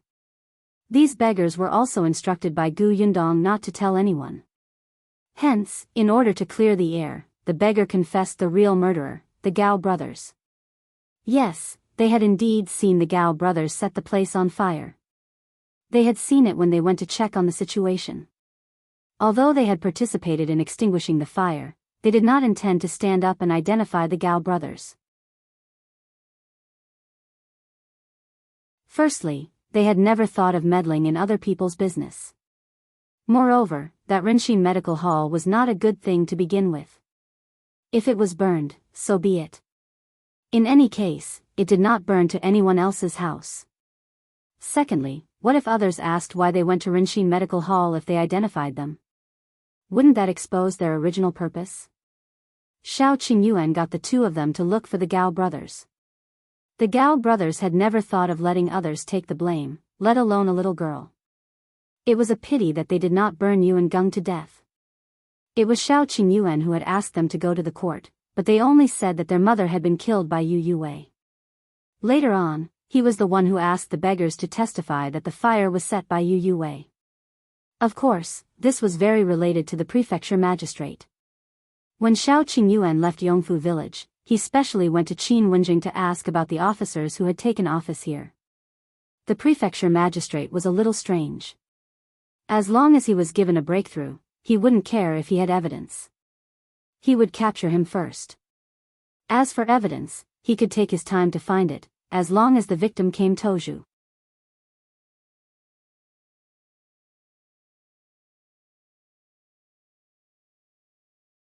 Chapter 296, Fiance. Gu Yundong was speechless. The prefecture magistrate was neither good nor evil. She really could not understand what he was thinking. However, she was not in Yongning Prefecture now. It was hard to say if they would have any contact in the future. He did not care about it for now. The carriage quickly arrived at Fulong Inn. As soon as they got off, they saw the waiter who had testified in the court walk out angrily with a bag. The innkeeper was also furious. "Our inn can't afford you. The guests came to stay at our inn, so you should serve and take care of them. You shouldn't keep an eye on what they did and said. In the end, you even made wild guesses and told others. Do you think anyone will stay at our inn like this? Leave. Leave quickly. The waiter was a little unconvinced. I went to the court to testify. How can I lie if the prefecture magistrate asked me a question? Do you dare not to say anything in front of the prefecture magistrate? The shopkeeper sneered. Of course you should tell the truth in court, but before you went to court, you had already sold this matter to Dr. Yu. You still have the cheek to ask me? Are you leaving or not? If you don't, I'll get someone to beat you out. The shopkeeper grew impatient and turned to call for the others. The waiter quickly grabbed his bag and ran away. When he came out and saw Yundong standing there, he immediately glared at her and snorted. Qingyuan narrowed his eyes and suddenly glanced behind him. On the other side, the beggars who had been talking confidently in the court smiled silently at him. Yundong asked the shopkeeper to get another room. The shopkeeper looked apologetic. I'm really sorry. Our inn didn't manage well. Miss, you want another room, right? I won't charge you for this room. Treat it as an apology, okay? Yundong felt that the shopkeeper was a good person.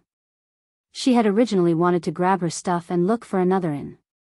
Now that the waiter had been chased away, there was no need. Qingyuan's room was next to hers. Yundong knew that he was busy and had definitely not eaten breakfast. She had wanted to eat something in the hall, but after what had happened in the morning, many people were whispering to her. Yundong asked the waiter to bring some food up. Qingyuan was indeed hungry. Now that Yundong was sitting opposite him, his appetite improved. Unfortunately, the food was not as delicious as hers. After barely finishing 2 big bowls of rice, Qingyuan narrowed his eyes slightly. Yundong saw that he seemed to have lost a lot of weight. His dark circles were also a little heavy. She did not know how long it had been since he had slept properly. Although he was riding a horse at full speed, the Shuanhe prefecture was even further away.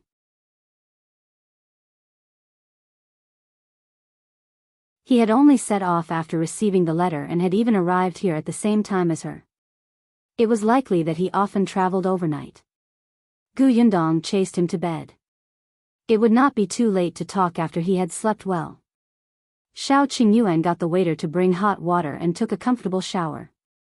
However, he could not fall asleep no matter what. After tossing and turning for more than an hour, he finally sat up, changed into clean clothes, and tidied herself up. Only then did she go out and hesitantly knock on Yundong's door. Yundong looked at him in surprise. You're not asleep? I can't sleep. You can't sleep with such dark circles under your eyes?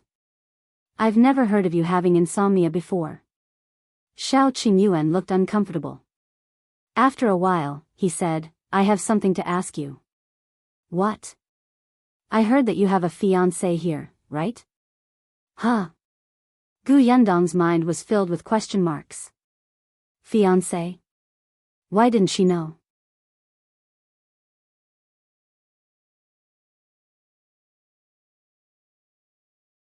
Chapter 297, Fiancé, Qingyuan. This was the first time Yundong had heard of such a thing. However, this happened before she escaped, so she tried her best to recall it. She had no impression of it at all. How would Qingyuan know something that even she didn't know? She eyed him suspiciously, his face tight. Who told you I had a fiancé? Yunshu told me. That was why he had rushed here and caught up with her in Yongning Prefecture.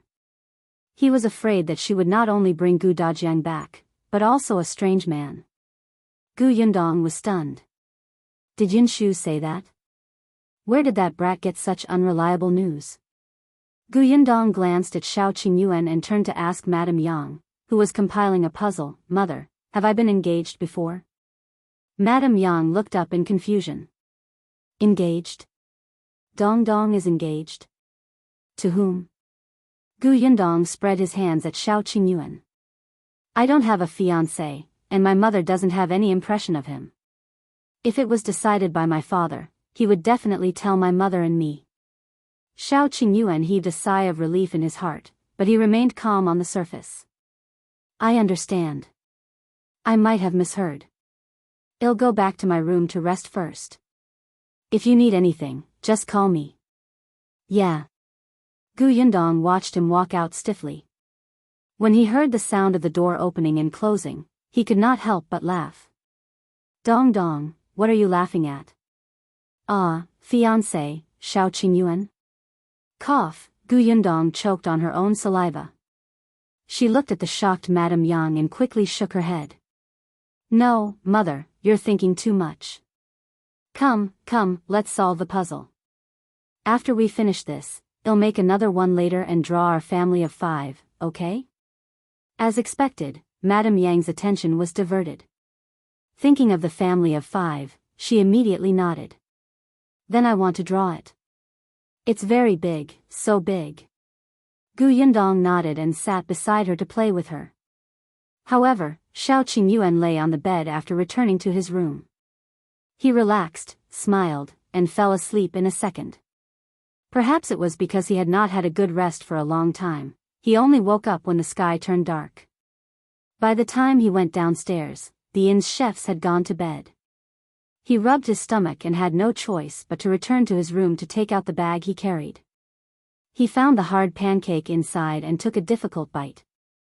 She was taking her second bite when there was a knock on the door frame. He looked up and saw Yundong leaning against the open door with his arms crossed. I'm hungry. I'll cook some supper. What do you want to eat? Shao Qingyuan immediately put down the pancake.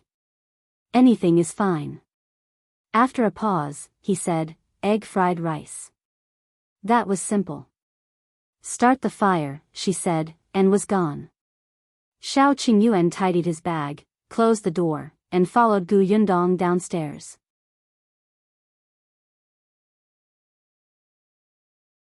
Shao Qingyuan was quite agile with the fire. He sat quietly beside the stove and listened to the sound of eggs being added to the pot. Neither of them spoke, but his gaze kept glancing at Yundong. For some reason, Shao Qingyuan felt that something was different when he saw her again. Although it was supper, Yundong only took a small bowl. The rest went into Shao Qingyuan's stomach. He naturally knew that she had deliberately cooked it for him. After staying at the inn for the night, the three of them packed their things early the next morning and left Yongning Prefecture for Jianghu County. The Gu village was under Jianghu County.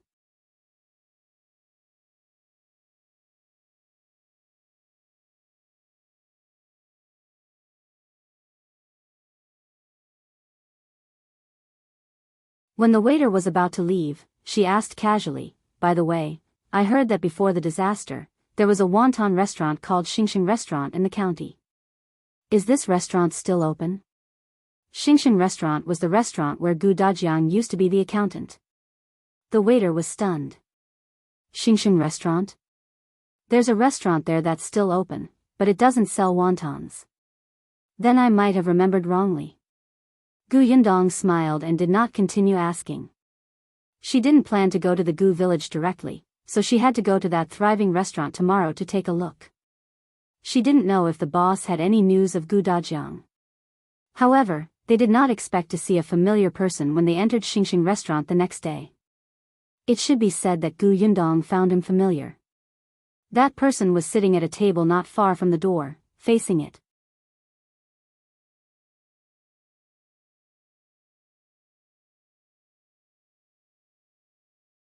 Chapter 299, Lost from Eldest and Yundong did not recognize him at first.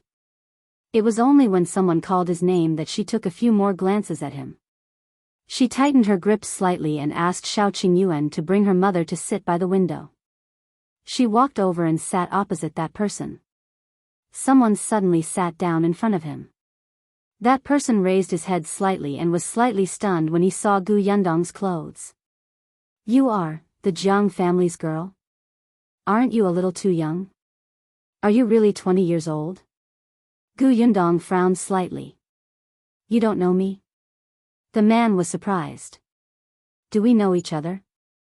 Yundong took a deep breath and said, my surname is Gu. My father is Dajiang. Bien Milan is my cousin.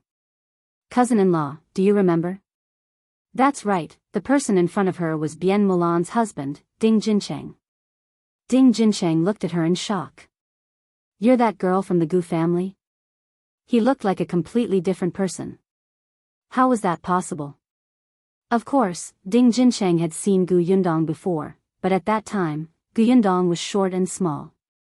She always lowered her head and was usually very busy. He was the son-in-law of the Bien family, and his mother-in-law didn't have a good relationship with the Gu family.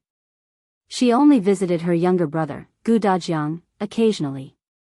Even his mother-in-law was like this, let alone him. In his memory, he had only accompanied Bien Mulan to visit his uncle 3 or 4 times. This sister-in-law of his uncle's family was from 2 years ago. Back then, she was even thinner and her clothes were tattered. At that time, his aunt had just become stupid, and Gu Dajiang's family had an especially difficult time. Now that he saw Gu Yundong again, he could not believe it even if he recognized her. Sister Gu, you're still alive. That's great. Gu Yundong did not want to talk about himself. She just wanted to confirm one thing. Cousin-in-law, where's my cousin? She did not say that she had encountered Bien Mulan's grave. She still had a trace of hope. However, reality was always cruel. At the mention of Bien Mulan, Ding Jincheng could not help but wipe his face fiercely. Mulan is gone. Gu Yundong felt her throat tighten and she was thirsty. After a while, she heard her own calm voice. Why is she gone? Where are the bones? She starved to death, Ding Jincheng said. We were just a little bit away from reaching Qingyuan prefecture, but she couldn't make it. She just died in front of me. I found a mountain and buried her there. What kind of mountain was it? How far was it from the Qingyuan prefecture? Was there any village nearby?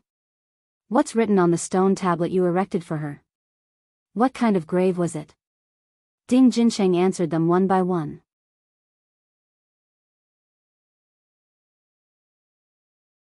When Gu Yundong saw that all the details were the same as the grave she had seen back then, she was certain that it was indeed her cousin, Bien Mulan.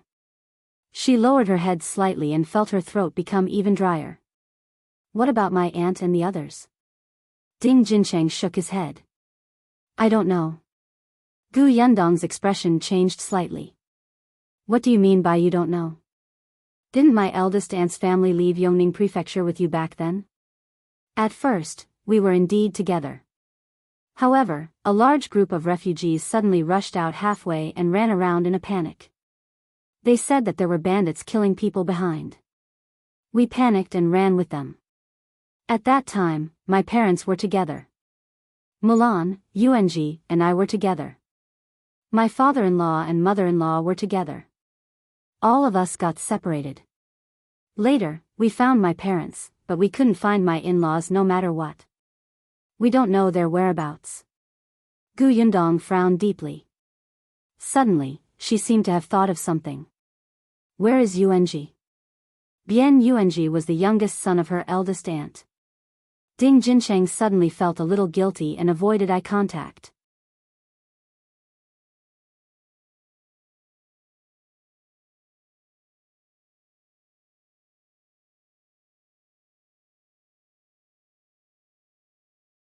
I called you a few times, but you didn't respond. Are you feeling unwell? Ding Jincheng shook his head violently and said to the girl opposite him, Miss Jiang, I'm sorry. I don't want to remarry now. My wife just passed away half a year ago. Madam who wished she could break his foot and seal his mouth. The smile on Miss Jiang's face froze and instantly collapsed. She said coldly, did you misunderstand something? I just happened to bump into Auntie today. She said that the dishes in this restaurant are good, so I came over to take a look. But now it seems that this restaurant is too small. I'm uncomfortable. You guys eat by yourselves. I'll leave first. With that, she stood up and left. Hey, Madam who wanted to call her, but when she saw that everyone in the restaurant was looking at them, she immediately shut up. Then, she suddenly turned her head and glared at Ding Jincheng. You're tuning into the Carefree Valley YouTube channel. Don't forget to subscribe and join us on this journey to catch the most captivating stories.